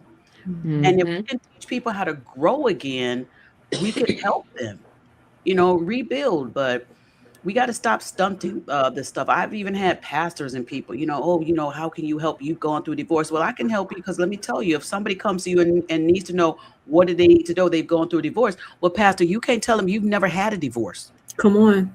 You can't tell them. How you going to help them? You gonna tell them? I had one pastor came to me and he said, "I'm going to talk to all the couples that are going through divorce or dealing with divorce. I'm going to talk to them because I've been married all my life to my wife, and we're good." And I told him, I said, "Okay." So he had a conversation with a divorced couple. Came to me one day and he said, "I can't do it because I don't understand what they're going through." And I said, "Well, That's this is right. why you can't be holding bound people that have gone through divorce and acting like they don't have a ministry. Come on. Mhm. They cover everywhere. The best experience is learned experience. That's right. That's right. That's right. So stop acting like people can't do something because they've gone through something that you haven't gone through. Mm, Mhm. that's God has good. And that goes for everybody. friendships and relationships. Exactly. Mm. Exactly. Yeah. Mm. Hmm. So let's see. Let's see, because we'll be there for a minute. Let's move to we That gonna segment was so hit good, though. this. It Thank you. was. I Thank love you, it. Pastor Regina. Y'all are amazing. I love it. Thank you. Thank you, We gonna Sean, for the platform. We love it. we Yes. What gonna we hit talk about this next, one. girl? We gonna We hit this one learning and everything. quit it real quick. Okay. And then we gonna go to our main one. Okay. We gonna be like we are at the funeral. 3 minutes. Okay. If we can. They give you 2 minutes. Shoot. I'm gonna just pass mine over to Courtney. I'm gonna No, just you tell y'all this ain't. already. I'm No, just you pass ain't. my I time over to promise you. Courtney. I know you ain't. Here we go. No, you ain't. Oh, Lord. Oh. Courtney, you got mine, girl. You got mine. No, I always you do ain't. my videos. You got mine, Courtney. Go ahead, girl. I'm gonna just mute. Are you going to play a video or? Mm-mm. Oh, okay. Mm-mm. You ready for me? Yeah, go ahead. Courtney, I'm you going to got say this. this. Okay. I'm going to say this. Dr. Jamal Bryant, I'm going to start off by saying he has apologized Yes, yes. for any misconception. Mhm. Okay. However, I'm going to say this. There is no knock against the woman or women who started this movement. No knock against them of any kind. But we must understand that teamwork will make the dream work. So here's the thing. We leverage whoever has the most exposure. Mm. This would have profited nothing had someone with a platform that was influential had they not stepped in. This is just my opinion. Tell You them, can kill girl. me in the comments. Don't do it. So let's be clear here. Now, you may would have gotten the job done, but it would have taken you 40 years around the mountain when we can leverage this person, that person, Right. and the next person, and we can get it done faster. We can get there faster. Mm-hmm. So to that end, he apologized because he called an end to a fast, not necessarily this movement. And I think that we are so caught up in semantics and all these things. And then too, I think there's another delegation of people that just love to, they're on the hate Jamal Bryant bandwagon. And we must stop as a people. I think that's really what it is. Rally around him. We should, thank you, Kanique. We should rally around him. We should push him because he's the one that invested the money for marketing. Come on. This is not free. For the fast. For the fast. Yeah. He invested.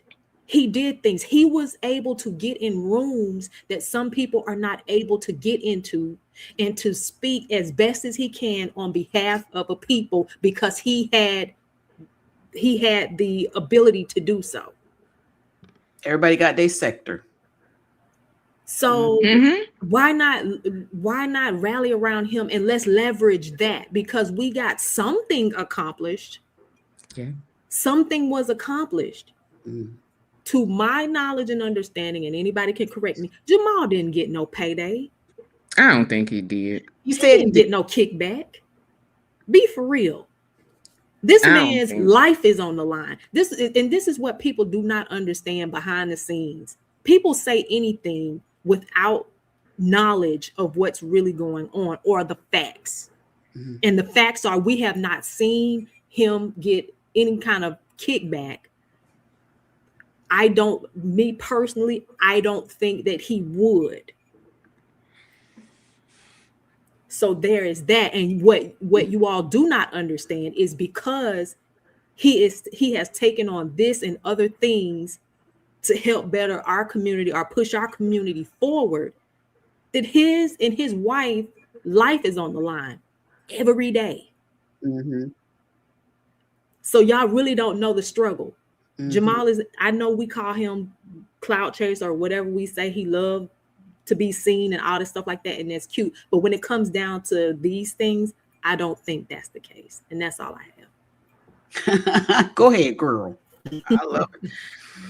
You know, I think with Jamal, the thing that happened with, and y'all, no disrespect, sometimes I say pass, sometimes I don't, but you know, Jamal's one of those type of people. I feel like we can invite him to the picnic, you know. Yes. But Pastor Jamal, for those of you that might be offended, here's the thing that I think where he erred, and he even said this on his Let's Be Clear podcast. He failed to properly inform all parties that he was finally ending his part. Now, remember, those of you, if you watch my channel when I did the video on this, Pastor Jamal Bryant was brought into this to build and bring into the target boycott the church. The church, okay? And what his mission was to be, he was only going to do this for 40 days. This was around Lent season. He was incorporating it into Lent. So it was only supposed to be 40 days. Now, that was the first error Jamal did. He let it go longer than the 40 days. Yep. The reason why I believe he let it go longer than the 40 days is because I believe, and this is my thought, my opinion, may not be Jamal's facts. He believed that what he had in his mind to get done was going to get done in 40 days, and it didn't occur. And so when it did not occur, what Jamal did, he pressed the time further, and he should not have done that. My thought. Because if you went into saying, I'm going to do this for 40 days for Lent, you should have left it at that. And then all the people that were involved, the leadership would have known Jamal is out on the 41st day. He's out. But Jamal kept and he stayed in. And when he stayed in, he kept pushing, and never gave them an ending date. So when he continued, the thought process of all the others may have been, he's just going to stay with us to the end. Okay. That wasn't properly communicated. So when he finally decided after the press conference, I'm out, he made the error of not communicating it with the two ladies that joined him before they had this meeting. He Mm. said after the meeting, I'm out, I'm done. That was an error because those two women were not done. So it was not proper communication. And also Nikema, Jaylani, and what was the other lady? Monique. They also were not aware that this was all taking place. All parties, Nina, Tamika, Jamal, and the other three, the main three, they were not in proper communication. Now, I learned something when I watched Roland Martin's video. Roland said that there was a disconnect with all of these 6 individuals back in April of 2025. We had no knowledge of that. Mm-hmm. We all had Mm-hmm. no knowledge. Nikema let us all know that part. She said she, was done with them, but they all continued to do, and Jamal knows, and Pastor Jamal is aware that he also erred in not informing us that he was bringing in that Nikema had headed this up. It wasn't a lot of mention. And Nikema's also upset with Pastor Jamal because when he put the Target Fast in operation, Nikema had 3 things they wanted Target to do, but Jamal only put 2 on his website. That was also an error that Pastor Jamal should not have done. He should have stayed with the full 3 because that was the third part was part of the boycott also, which a lot of us were not aware of. And that was Nikema want Mahdi Ali released because she says he was wrongfully arrested and Target security team played a part in him being convicted. And a lot of people are not aware of that. And that third part is a major part. Mahdi Ali's arrest is a major part of why Nikema was doing this boycott. And we, the public, were not properly informed. Those of us who are following Pastor Jamal, we weren't properly informed. So it was a lot of errors that were done.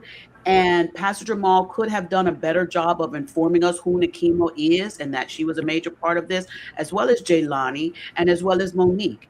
He could have properly informed us. And he said he erred in that.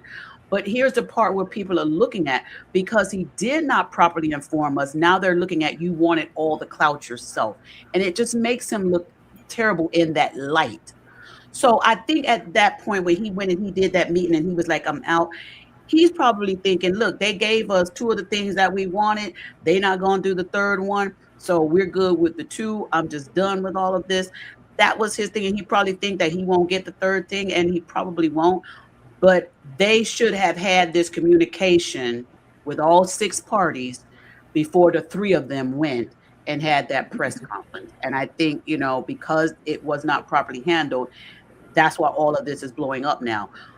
It's a great learning lesson for a lot of people when you incorporate and have other people to be in a place.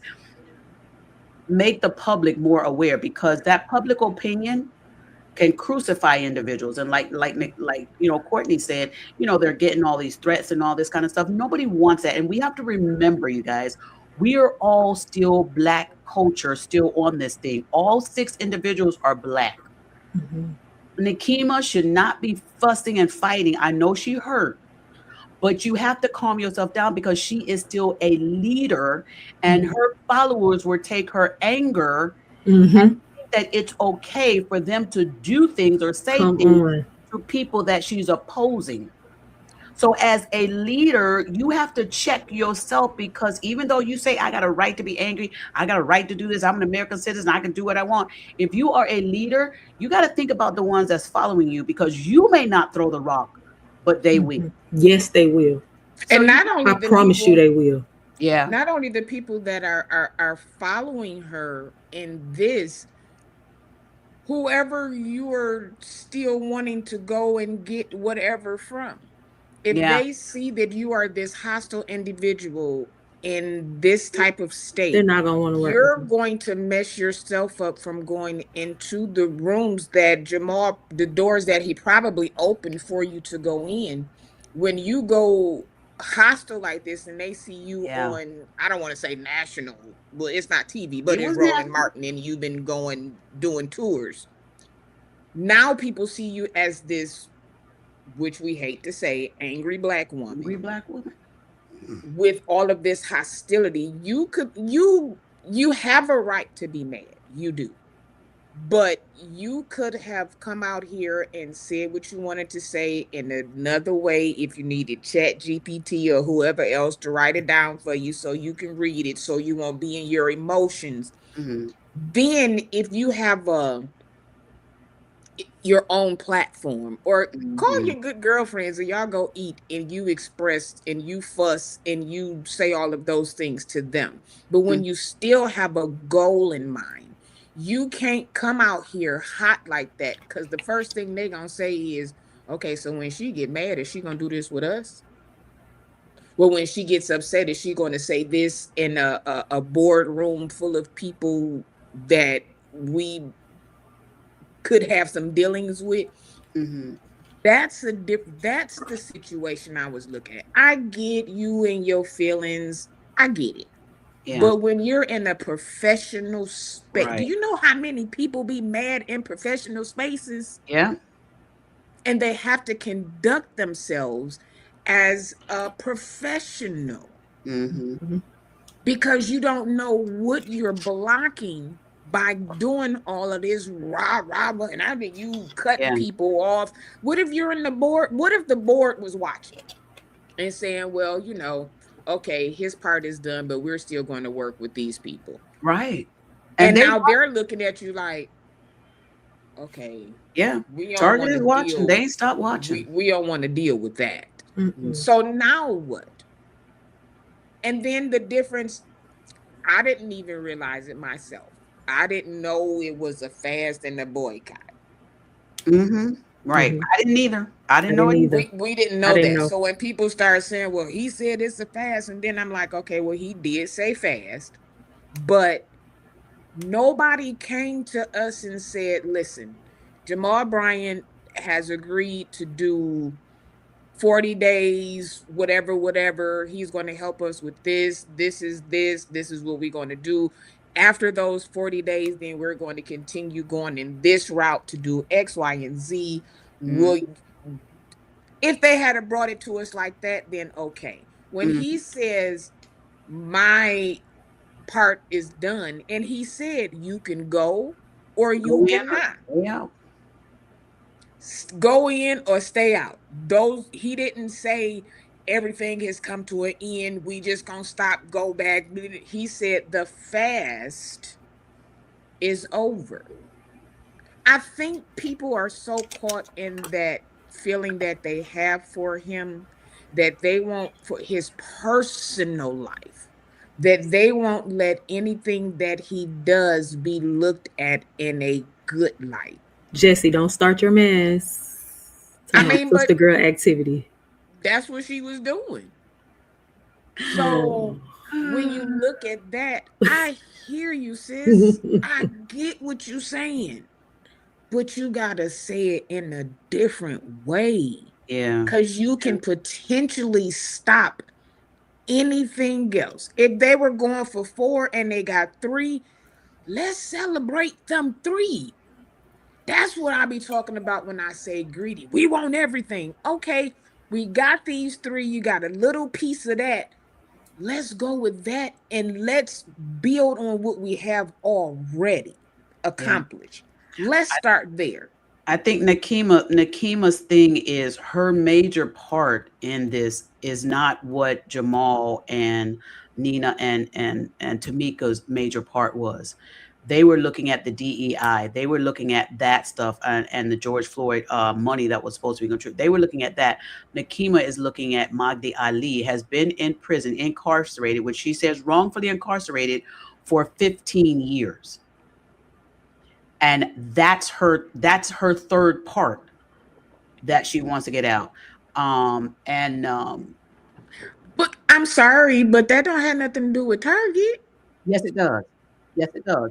If you study the information, if you study the information, what happened with the Magdi Ali arrest, there was a young man, and there was a M that took place. People lost their lives, and I don't know how many gentlemen were there or whatever, but this individual, Magdi Ali, was, I don't know if he was in the shop or store or something, like whatever.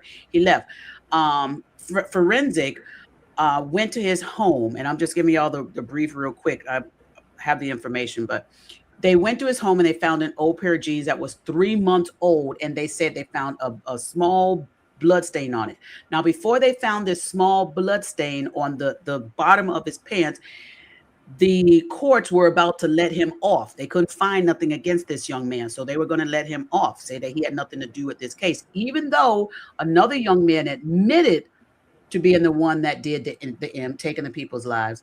They still came after Magdi Ali. And from the video that I saw, people are saying and making accusations that the blood was planted on this young man's pants. Now, how does Target enter into all of this? They use Target. Target had this thing that they did for the community where they would do forensics and help to, people who are doing wrong, to get them arrested and so forth. So they use Target's forensic team to do this. That's how Target got involved. So when when Nekima is saying Target, 2 employees from Target testified, and based on their testimony, Magdi Ali was arrested, that's what she's referring to, the forensic team that Target used. So that's why she's so mad at them. And it goes really deep, even to the part that they're saying that some people are saying they believe because Magdi Ali was going to get off, they're believing that forensic or somebody may have allegedly planted that small speck of blood on his pants. And I told my husband, I said, the young man, pants was 3 months old. Did he never wash those pants? What happened? But the story goes real deep. It goes real deep. And that's the part that we, the public, have been missing. I had to start pulling up research. Yeah, because I'm going to say this quickly. I can see why Jamal didn't touch that. Mm-hmm. But here's the thing: an attorney need to, like a Ben Crump or somebody, need to touch that. I think they consulted with. But here's the thing: if you're going to join a boycott, don't just say I'm only going to join this part, because now when I look at it, if I say I'm going to do this boycott and somebody come over here and say, well, I will only want to do this part, I only want to do that part, I only want to do that part. My thought is, if you're not all in with me, then just stay where you are, because I want to all in. Now, some people, if they do a boycott, they may be fine with just do this piece or maybe okay with that piece. But I think the issue was Nekima is upset because Jamal just put those 2, and she said that on Roland Martin's thing. But Nekima's heart is really with trying to get Magdi Ali released because she says he's innocent. But okay. Do they have an attorney? Yes. Yeah. Okay. Yeah. But here's the thing: they were claiming that people were not so nice, we'll say, in leadership positions, from police, from judges, from all kind of stuff like that. So it's deep, y'all. When I start the story, it's deep. And so you think that if Jamal would have taken on the whole thing, that would have been helpful to the case? I don't know if it would have been helpful to the case, but it would have shown that he was with her all in. Okay. But she's upset because she said he only put 2 up there. And she said that. And she said that because she was angry because he wasn't with the other thing. See, I'm like Londa. Let me say that. She also said this. She said they could have started a boycott in their own city. She had this started in Minneapolis.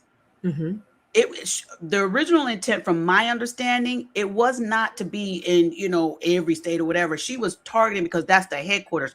She was boycotting the headquarters. And then when Jamal and them came, she was like, they could have started it in their own city. Okay. But what they did, she says they took it nationwide. So they were taking it nationwide and taking the Minneapolis area. She said they didn't need to come over here. We got this. We got Minneapolis. Go and start a boycott in your own city. And I thought that was wrong because we're not looking at it city by city. We're looking at it nationwide. Right. So we, the public, that's another reason why we, the public, were so confused with this whole thing. Okay, because I'm like Londa. I really thought that this was DEI and the workers? No, And it's three things. Three I things. didn't know anything about this.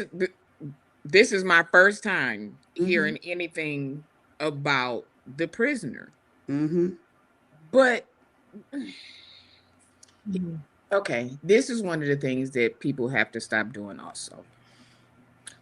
Because you're passionate about it and that's what's in your heart, Yeah. you can't expect the next person to be as passionate, or it may not be a problem that they feel like, again, it not saying that we don't care, but it's in Minnesota, he's in Georgia.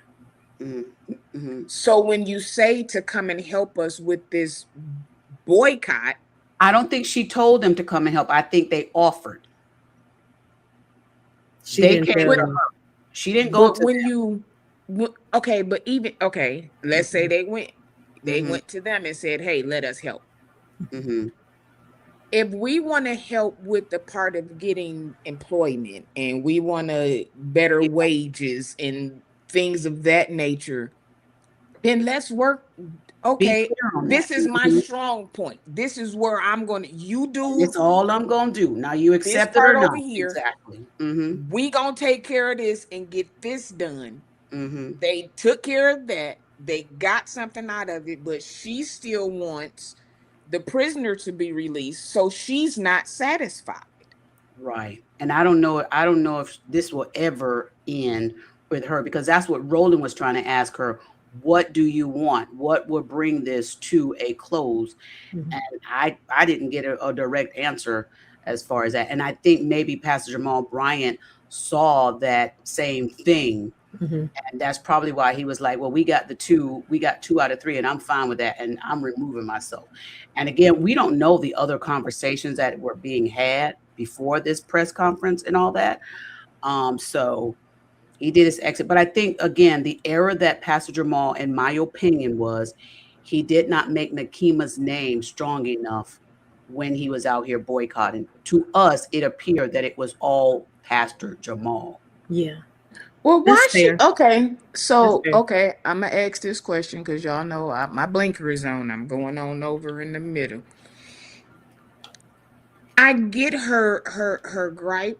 I get why she's mad. I get all of that. Mm-hmm.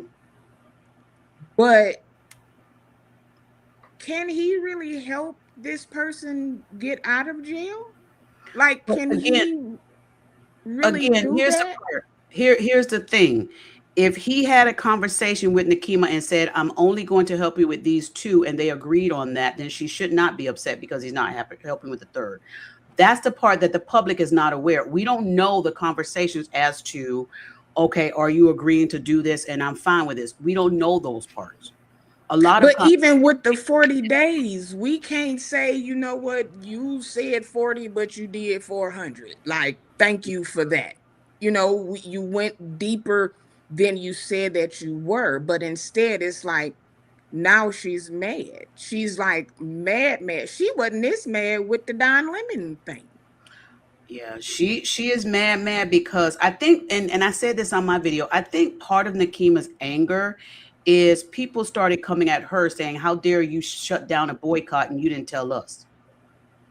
I think part of her anger was her reaction to the way people were probably coming at her. And it could have been So coming at her. why didn't she just come out and say, even if she felt some type of way about it, Mhm. Pastor Jamal Bryant was with us. He was really only supposed to do 40 days. We thank him for doing his 400, but we still have things that we're trying to do. The boycott is not over.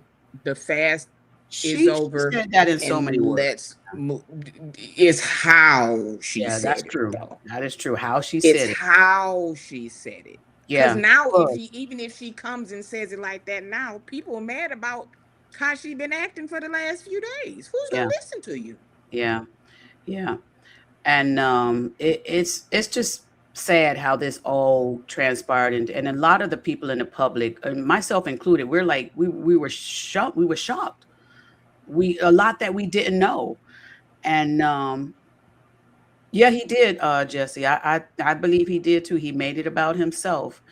And it just should teach us really about how to build relationship, know who's doing what, being able to accept, being able to understand, give people their props.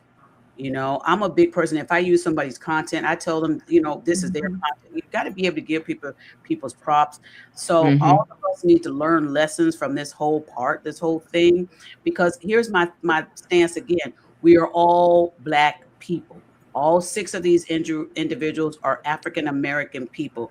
And here's one thing I said also: if we cannot teach, and they are leaders, if they cannot teach us, the public, how to disagree respectfully and even come to the table and apologize to Yes. one another and make Yes. this thing right, then what is the leadership about? Because y'all can teach Mm-hmm. us all day long how to fight. And I said this on my channel.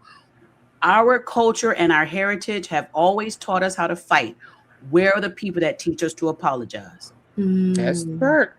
that's That needs it. to be part of it. That's So the these part. six individuals, even if they agree to disagree, do it respectfully. This is all out in the public. Y'all can come together in the public and say, listen, I didn't like how Nina did me. I didn't like how Tamika did me. I didn't like how Jamal did me. But listen, we are still all out here fighting for one another. And just because I'm mad at them, don't mean that I have to be angry and bitter and nasty. I'm Mhm. still gonna Yes. respect my brothers and sisters. I even wrote a song on AI, put it on my crib music. Y'all go and listen to it. And I dedicated it to all of them, because we have to learn how to build a bridge of Mhm. Yes. apologies with one another. Our culture for Yes. generations have taught fight, fight, fight. Even so much that we out here fighting our own people. When are we going to teach each other how to apologize? And I Mhm. think this will be a great opportunity for these six leaders. Pastor Jamal, he did, his apology. He did apologize. People accept it, people don't.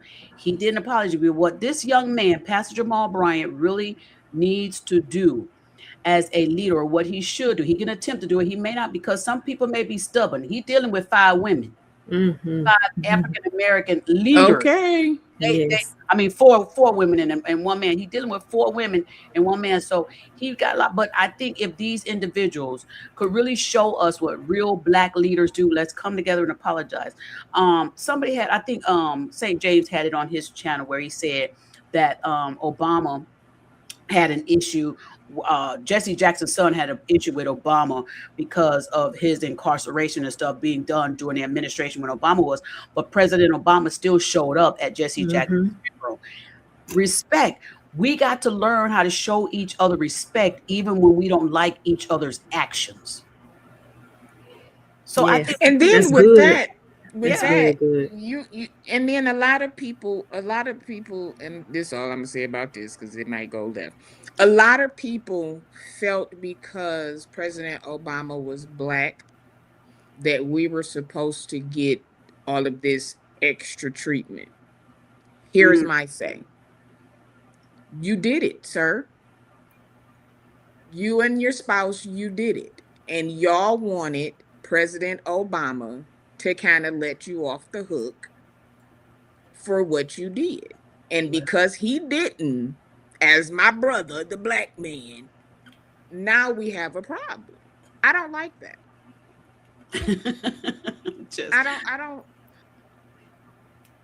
Jesse Senior would have loved all that. But I'm just saying, it really seems to be that we gotta pick and choose. And sometimes folks be picking and choosing the wrong thing. mm-hmm. They pick and choose the wrong thing Yeah. because at the end of the day, just like any other citizen, if we do something wrong, we have to pay the consequences, Yeah. regardless of who our parents are. Mm-hmm. We still have to. Jesse Jackson Sr. didn't do it. Listen, the So real thing is Jesse Jackson Jr. did the crime, so he had to do the time, regardless of whose administration was in office. there we go. And just because you have a Black president in office and he's friends with your daddy, don't mean that you can't go to jail. It Mm-mm, happened. You did mm-mm. it. You did it. You learned your lesson, and hopefully that will make you not go back. I know it worked for Don't be me. mad at the black man that was in the presidency. You did it.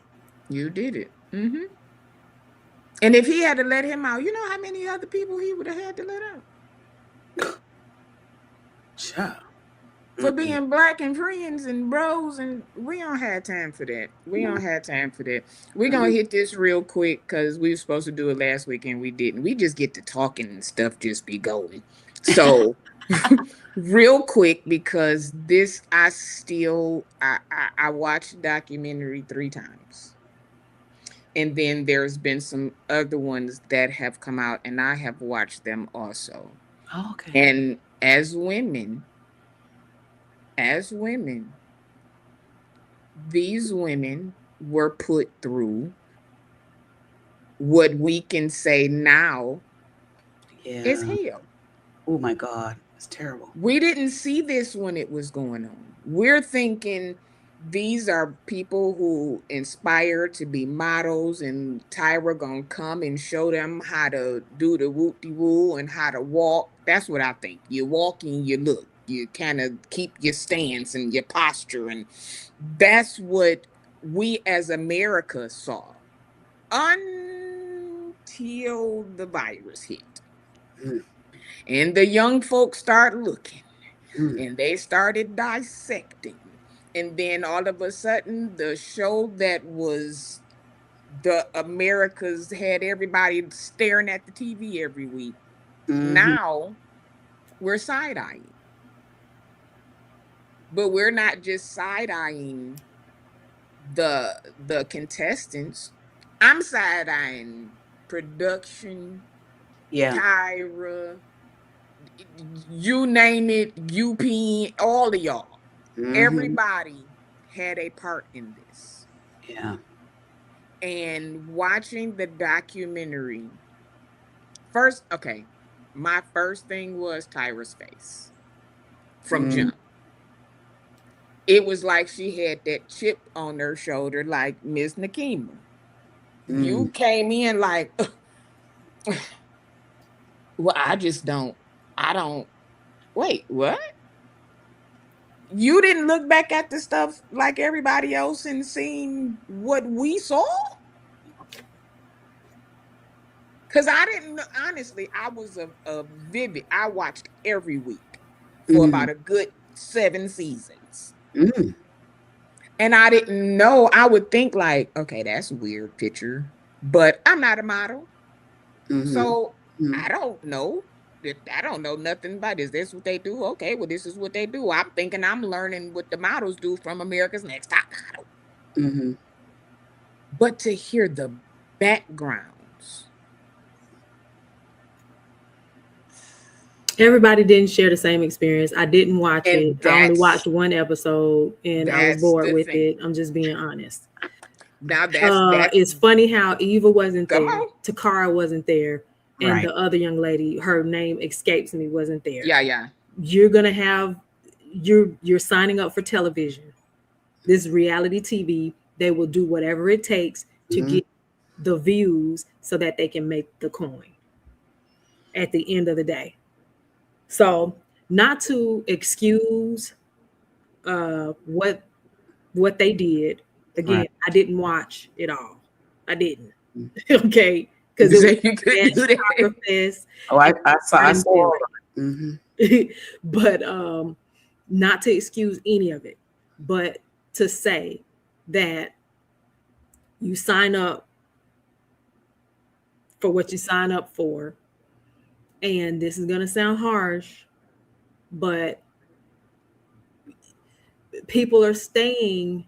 They were staying to try to, get the end result.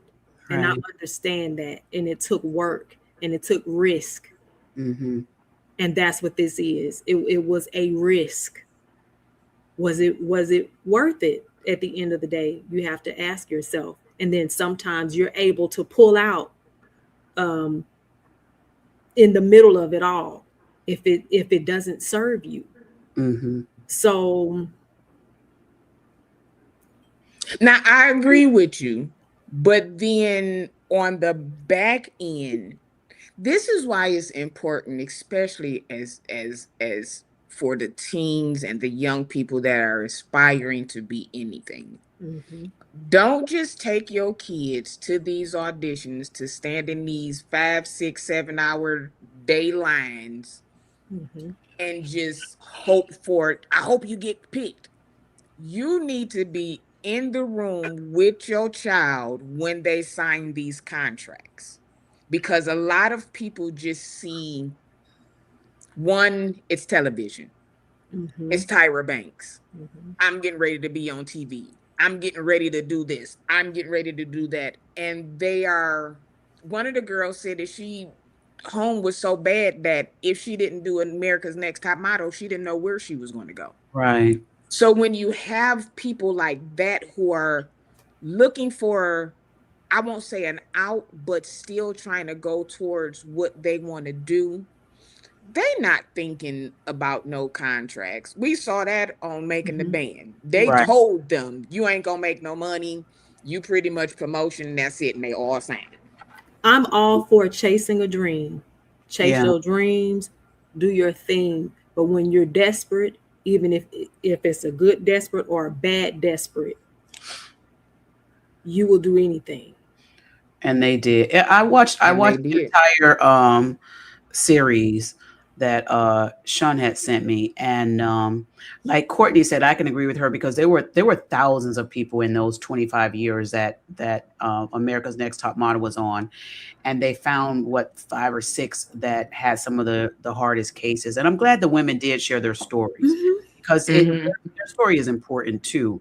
And like Courtney says, there was a lot of people that benefited from it, and there were also individuals that were hurt, and even those that weren't even on the program were probably dealing with some hurt as well. But some of the things that I learned from this, like Courtney was saying, they knew what they were into and yet they continued and they went through some of the craziest stuff. When the young girl who was in Milan Mhm. and had the sex with that gentleman, them filming her talking to That her, was horrible. filming her in the act and in the shower and all, I agree that sometimes people can go too far with filming because I think Mhm. sometimes they forget these are human beings and they're going to have to live their life continually after this, and they so focused on the views. They so Mhm. focused on this going to bring the views that we forget these people are human. They forget the human emotion part of this, and those women were still crying, and this has been 25 years for some of them, and they are still crying because of the hurt they endured. So, and I think what I learned from it is you have to determine your. Again, I'm back to this. You got to determine your worth. The Mhm. one girl Mhm. that said, and they showed the clip, or the one girl say, "I want to go home. I'm out," and Miss J was trying to tell her to stay, and she turned around and walked out. I clapped for her. She turned around and walked out, didn't look back, and she was, I don't care, because some things you got to determine, how far you Mhm. want to go. But the ones who stayed, like Courtney said, they knew what they were doing. They stayed and they because they felt like this is all I got. But it was horrible to hear their stories.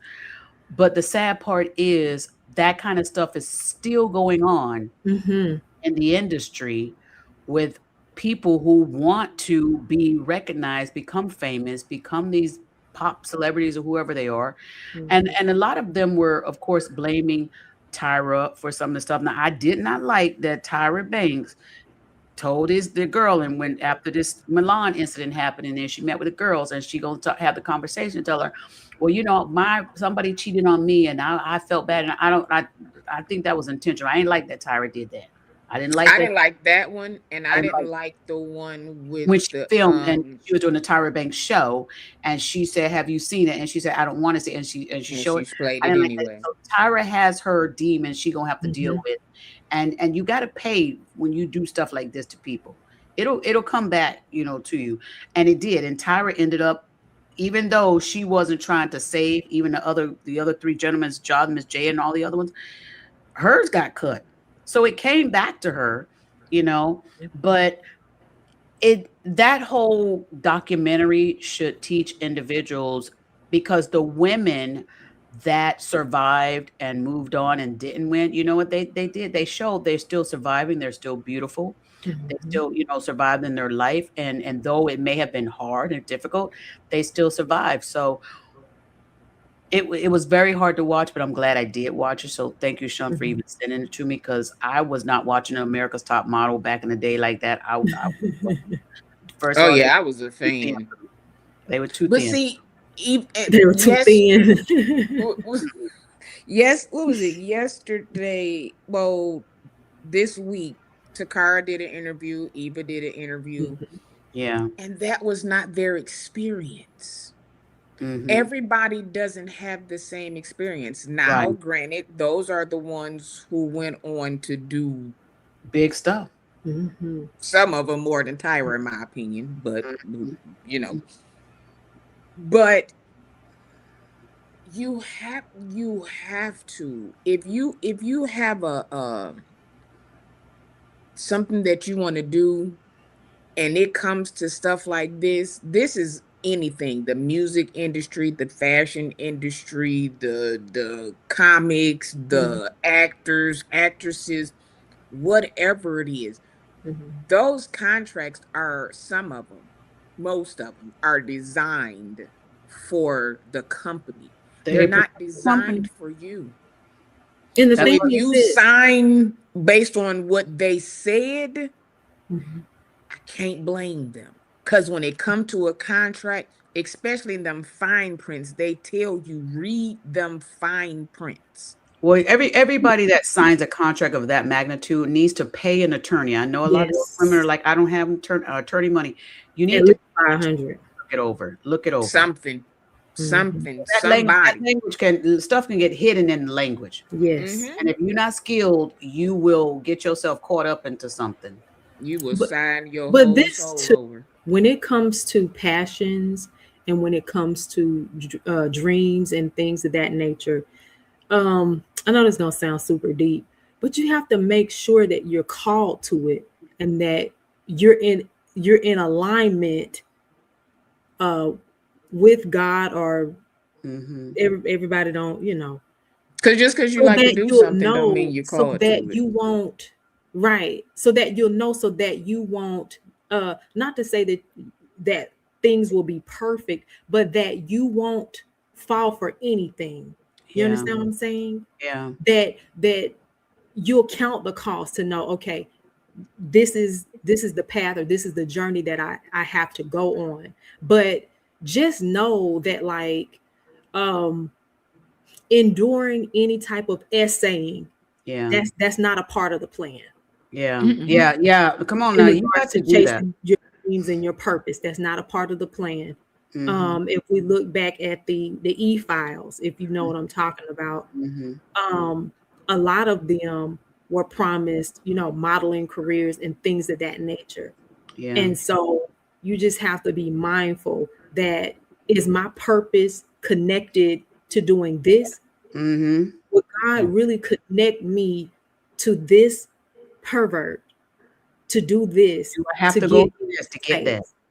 You don't have to do that. Yeah, I have to tell y'all, I went and did a modeling thing one day, y'all, and I found out this ain't for me. One of my friends went to meet a casting person, a good guy friend. He went to do a casting. He wanted to do modeling. So he said, hey, would you come with me? So I said, sure. So I went with him, and the guy was sitting down at his desk, and he's talking to my friend, talking over this or whatever. Then the guy looks over at me and says, hey, why don't you become a model? I used to be 110 pounds, okay, y'all? So back in my day, I ain't seen 110 since before my children were born. But anyway, he looked over at me and he says, would you like to, model also? And my friend was like, try, Regina, go for it. So I was like, okay. So he said, would you stand up and take your shirt off and take your brassiere off? And I looked at him and I was like, why? And he said, I need to see what you look like. And I was like, well, you see me how I look. And he was like, no, I need you to take your shirt off and take your brassiere off. And they test you. Oh, yeah. And my friend is sitting there, my guy friend. And I had to make a choice right there if I wanted to humiliate myself, not even knowing if I was going to get the job, or if what I was about to do was going to give this little man that's sitting across that desk a little rise. And I decided I'd rather stay in banking. And I said, no, I'm sorry, this is not for me. Mhm. And he was like, no, you will be good. And I said, no, that's okay. And there was a lady in my neighborhood when my daughter was about 12 or so.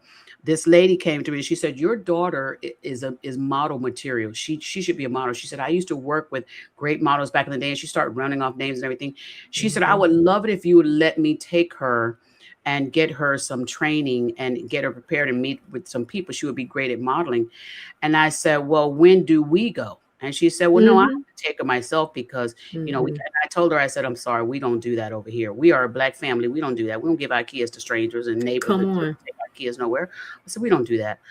And so I was like, no. And I said, no. And I even told my daughter, she's, older now, to tell her, so you never go into those places alone, because a lot Mhm. of women, unfortunately, have gone to some of these places alone. That's right. Things have happened Yep. that they have a hard time talking about. And I was glad that my friend even asked me to come with him, Mhm. because some of these places, they not even real places, y'all. Mm-hmm. Come They Mm-hmm. on. just somebody That done Mm-hmm. part. ran an ad, got them a little office space that they paying by the hour, sitting down That behind part. the desk and acting like they this, that, or And whatever. you go back the next day and it look abandoned, like what, nobody Right. there. And you Right. I didn't. took my son to a casting. He wanted to be an actor. So I took my son to this casting. It was this place in Miami. We went there. People was lined up trying to get their kids in. Sat there for hours talking to people. And my son did his little, run this test, say this, whatever. My son said the little script, did good. Then we get to the front. They say, okay, we need $300. You pay $300, Mhm. and then we'll put them on this list, and then we'll call you Mhm. back. And I was like, why do I got to pay $300? Y'all didn't even tell me if my son got the part or anything. Come on. And I was like, no, I'm not doing it. I said, no, forget. I'm not paying no $300. First of all, I'm not doing that. So we left. Next day, my son said, well, Mom, let's go back over there because I really want to do it. Just pay it, Mom. I want to go. So I was like, okay. I took him back. The whole building was closed. Mm-hmm. And Been the there, package done that. desk and everything Yep. gone. They had took all those people money and they ran. And Yes. see, this is one of the Yes. things that I was saying earlier. If your kid desires to be this, go with them. Go with them. Never let them Go go with them, anywhere. because Mhm. if you notice, even for America's Next Top Model, there's an age, Mhm. because Right. they know, okay, anybody over 25 pretty much is thinking straight, and we can't finagle them. So Mm-hmm. we gonna stick with the 18 to 25 because they're more influenceable. They're Desperate. hungry. Yes, they're desperate. They'll do pretty much anything, especially if you say, well, you're not gonna be away from home. Oh God, you taking me away from home? Please let me get away from here. So Mm-hmm. Mhm. they look at those things and then they get there and it's like, oh God, mama, I want to come home. But you can't even call your mama to come home because you didn't sign this Mhm. contract Mhm. that you can't talk to nobody, you can't see nobody. Now you're here by yourself. They didn't send these girls to the dinner. Baby, if my kid would have come home from anywhere with her mouth jacked up like that, it would have been a whole nother part of the documentary. Mm-hmm. Because you're not going to, you know that these are still mentally children, and Yeah. you have them to sign something for a dentist they ain't never seen, don't know about, don't know if he a real dentist, don't know none of that. And these girls to this day still have problems with their mouths because of something that they did, Yeah. just wanting to be somebody, What pretty dentist much. sits in a chair for dang near 18 hours? What dentist? And then the other young lady went back to have her gap filled to the same guy. I would And not at night, never. ma'am, what dentists work at night? No. What dentist? Now I know the people that work at night, but they usually be in the hotel rooms Bye. during surgery. Bye. You ain't no dentist at no office nowhere after no They kind of get their hour. supplies from Home Depot. They get their And all. Mhm. they're not sterile. Now Mm-mm. you have those Takara, and I loved her. I love Takara anyway. Mhm. I Yeah. don't know. Yeah. But the way she was talking is like, I don't know that Tyra. Mhm. But from what I saw from this documentary, you didn't help yourself. I don't like that person. Yeah. Eva said the same thing. Tyra has helped me in all kinds of ways. But then when you hear that she told a young lady, well, I knew, you know, nothing You was want going to to go come through of it for you. hard. But Mhm. what? And the young lady that they shaved all her hair off her head and then told her she need to come and she too ashy. And the poor baby trying to oil her leg down. And then that dumb little thing that was sitting on the Now, sofa. can you sit? Girl gonna You tell her, getting grease on the couch. I'd have you flipped that getting whole grease couch on up. the door. Now I wanted to reach through the TV myself and just snatch her by her ponytail. I was, oh God. See, I can't. That's why I got a lot of guy friends. I can't deal with a lot of women. I can't And sometimes. see the Wow. Tyra could have and Takara said something, and I totally agree. Tyra could have saved herself She just by being humble, just by you know what, I messed up. I didn't know this was going on back then. I'm sorry that y'all went through that. oh. She was just pretty much like, She didn't even want to apologize or say anything to not Miss J. What's the other gentleman's name? The Spanish uh, gentleman. What's his name? Nigel. No, not Nigel. Not the photographer. The other gentleman. The other one is Jay as well. It's Jay. Mr. J and Miss J. Right. Mhm. She didn't even want to say nothing to Jay. And Jay would not say nothing bad about Tyra.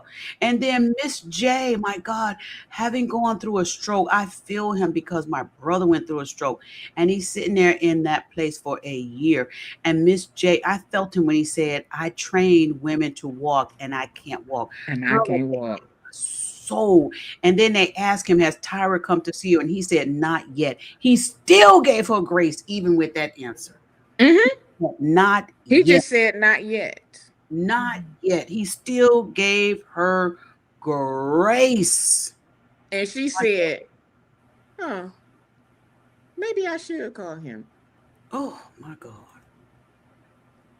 Child, Tyra done moved over there to Australia, child. She ain't thinking about this. Eating ice cream. You are a famous model and you go and do ice cream. Because her mom always wanted to have an Mhm. ice cream shop. That's the reason why she bought the ice cream shop. Mm. I saw when she had opened that. But it was very sad, but it was also informative and what people do for fame. And a lot of times this stuff that people do for fame, they end up taking the money that they made to pay for a psychiatrist. And that's why I tell people, I'm gonna go viral. I want to go viral. It's a lot that come with going viral. Yeah. Yeah. And it's Because you not go always viral. money. Now these TV shows gonna have you, this gonna happen, but now everything in your life is coming to the forefront. Because where is Charles and Miss Netta? Oh, Bum, bum, bum, bum, did bum, they bum, try to take it down again? bum, bum, bum, bum, bum. We Again, not singing Charles, your lunch is ready anymore. Oh, We've moved on. that few minutes of fame will make you think that you listen. Your first year, you're gonna have all kind of gigs, you're gonna have all kind of Mhm. engagements, you're gonna have all of this. But as soon as the next person pop, come on now. Come Or on. you can't mentally handle what comes with virality. Mm-hmm. well, see, when you're not mentally stable in the first place, you're not gonna know how to Mhm. mentally handle things. That's like And Darren Fleet. I don't think anyone is ever prepared for you go from obscurity to that level of attention. I Yeah. It's don't think anyone is crazy. prepared for that. Well, a lot of It's people crazy. on social media do that. They go through and they get viral, but they have a problem handling the decline. They okay with the Mm. rise, but they got a problem with the decline. They don't know that everything that go up come down. Mm-hmm. So a lot of them, unfortunately, I see so many stories of where these social media influencers have even taken their own lives because they can't handle that decline. Mm. And And it's very bad because what you end up doing is you look at what other people's opinion. public life Mhm. is, and Oh, you feel like I want to buy that, I want to be able to get this, I want to go here, I want to do that, I want to do that, I want to go. Then you find out, okay, most of these people was touring on promotion, so they ain't making no money. If you don't have good managing and good backing, you're not gonna get booked. All of them people that was having you come to the club, all the talk shows and all of that stuff goes away. Yeah. They pump you up in your head. Darren Fleet said it himself. All he wanted to do was skits. Mm. He took off and they put him on the comedy show stage. Mhm. Two different things. Mm-hmm. Him online, those skits, hilarious. In person, I was sitting there like, No. Oh because my they was in Charlotte. So I was like, yeah, we can drive to Charlotte, in-laws is in Charlotte, let's go. We can. It was yeah. like this. It My was to God. the point A where lot he of those cut, guys was like that. he cut his set because people was just kind of. There. I Wow. hate that. That's unfortunate. So you're Yeah. taking all of these people who are Mhm. working, who've been working 5, 10, 15 years, getting mud up to the knee. And you come on social media, and because you have 100,000 followers, now you getting booked everywhere. You ain't did nothing. We don't know nothing about you. We don't know if you can act. We don't know if you're really funny. We don't know none of this. But social media has made it where you don't have to work. There has been so many places that I know people have tried to go to, and their first question is, how many social media followers do you have? Mhm. What? MLG 980 is hilarious. Tara is way too busy smizing. Yes, she is. Yes, she is. I've been trying to do it since you said it, and I still ain't. I ain't no model, so I guess I can't do it because I be. Listen, that network NP or whatever that place, they took her stuff. They took her baby and gave it to the white girl. That had to hurt. That had to hurt. Oh God. They took her stuff. That's why you got to own your stuff. You got to own. Period. You got to I sit don't know there. I don't know Now, if she I it's think a lot of us just be so excited to be in the number to Yeah. finally be able to have something, right, you Court. know, to get on the TV that I mean, she got paid. Tyra got paid big money, but just the thing. But look at Y'all what she's going firing through me. now. Y'all made me fire my 3 friends that came here with me. Y'all made me fire them. And now y'all firing me and giving it to the white girl. I know Tyra had to be some kind of hot. Because I was hot. I was like, oh my God. Because when I saw it, I said, who this woman? And Hopper, where's who this? Tyra? They was like, bye, Tyra. Bye, girl. It dropped. But this is the other thing that really made me mad. I know Tyra was praying that thing tanked. I know she was in prayer closet every day. Probably. But you did people wrong. You should have let Mr. J quit when he wanted to.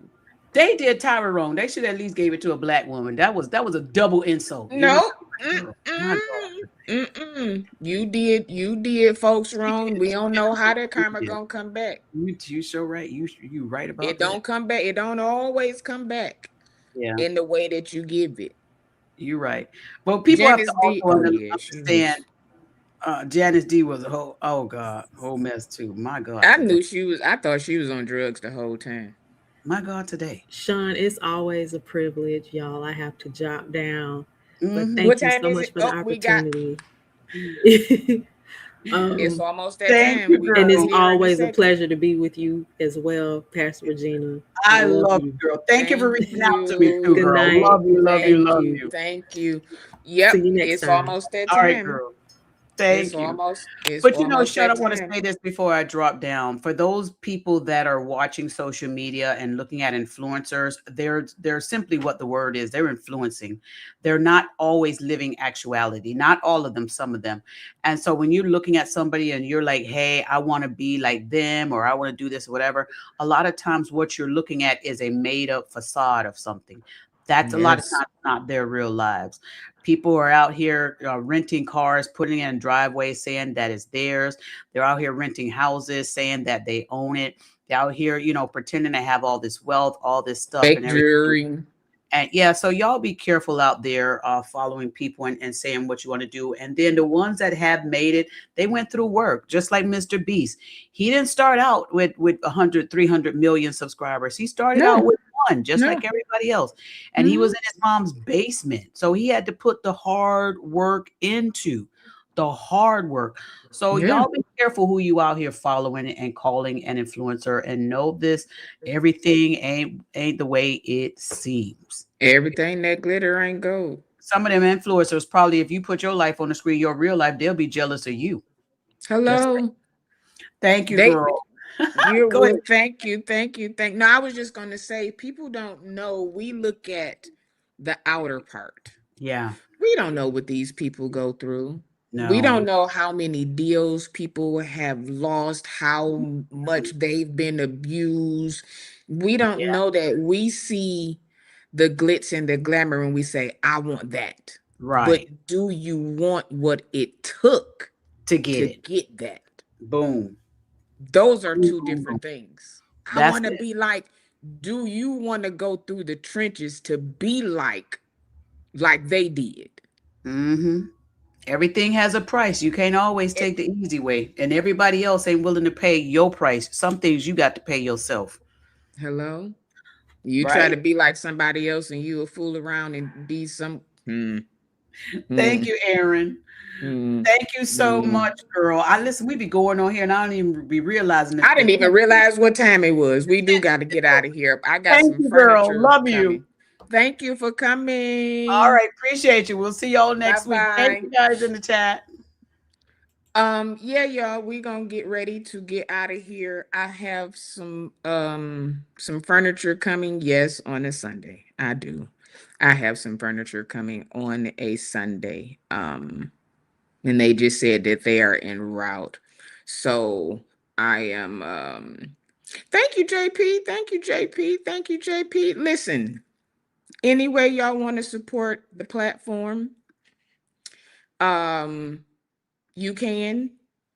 Support comes in all ways: liking, subscribing, sharing, joining, turning on your notification, cash app, super chats, subscribe to all platforms: YouTube, TikTok, Facebook, Instagram. Please go and watch the replays. When you watch the replay, hit the like sign. When you watch the replay, just leave a comment if it's nothing but hello. That support also. And then we have new merch. We got a shot glass or a mocktail glass, whatever it is you want to call it. And we still have um our mugs.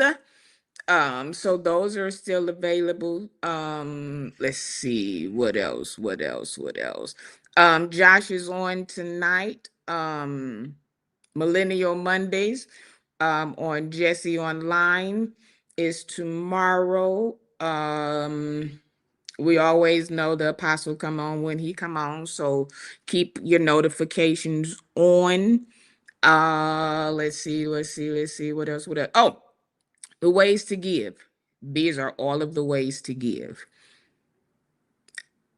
I appreciate every cash app. I appreciate the text messages. I appreciate the DMs. I appreciate those of you that have already gotten your mugs. I thank you. I thank you. I thank you.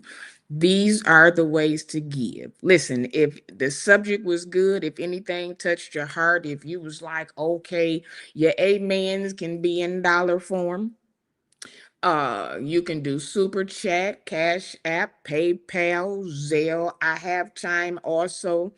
I forgot about that till I was looking at something yesterday. So these are all of the ways to give. Please support all of the platforms.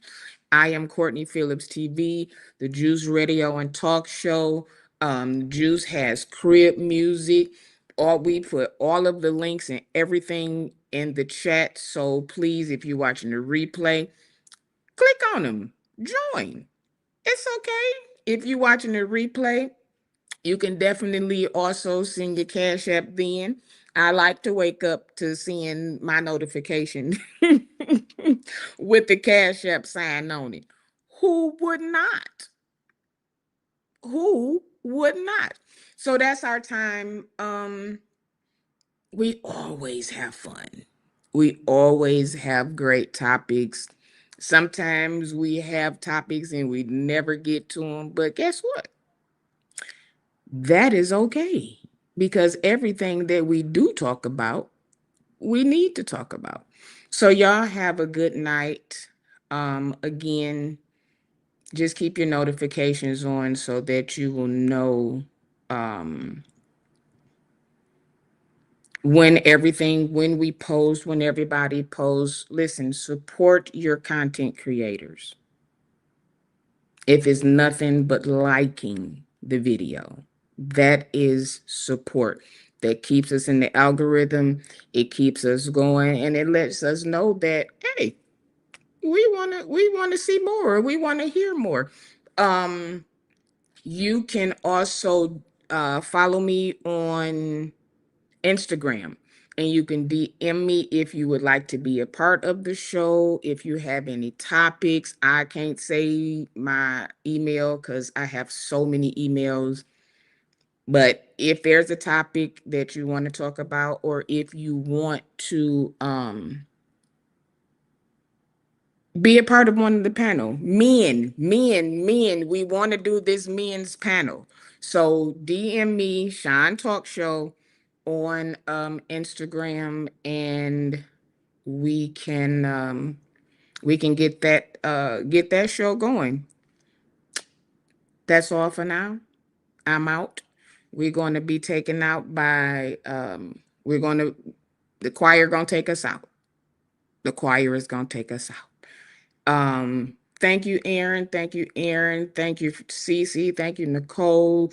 I ain't gonna start naming names because I'm gonna forget somebody. Thank you, Apostle. Always great to have you in the chat. This song is gonna take us out. Y'all have a good day. Josh is next. Meet us there. Good night.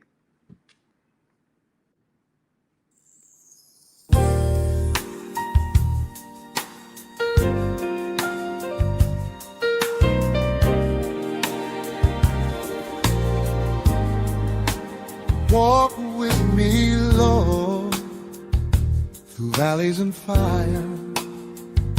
When my strength feels empty, when hope feels tired. You've seen every tear, every silent cry.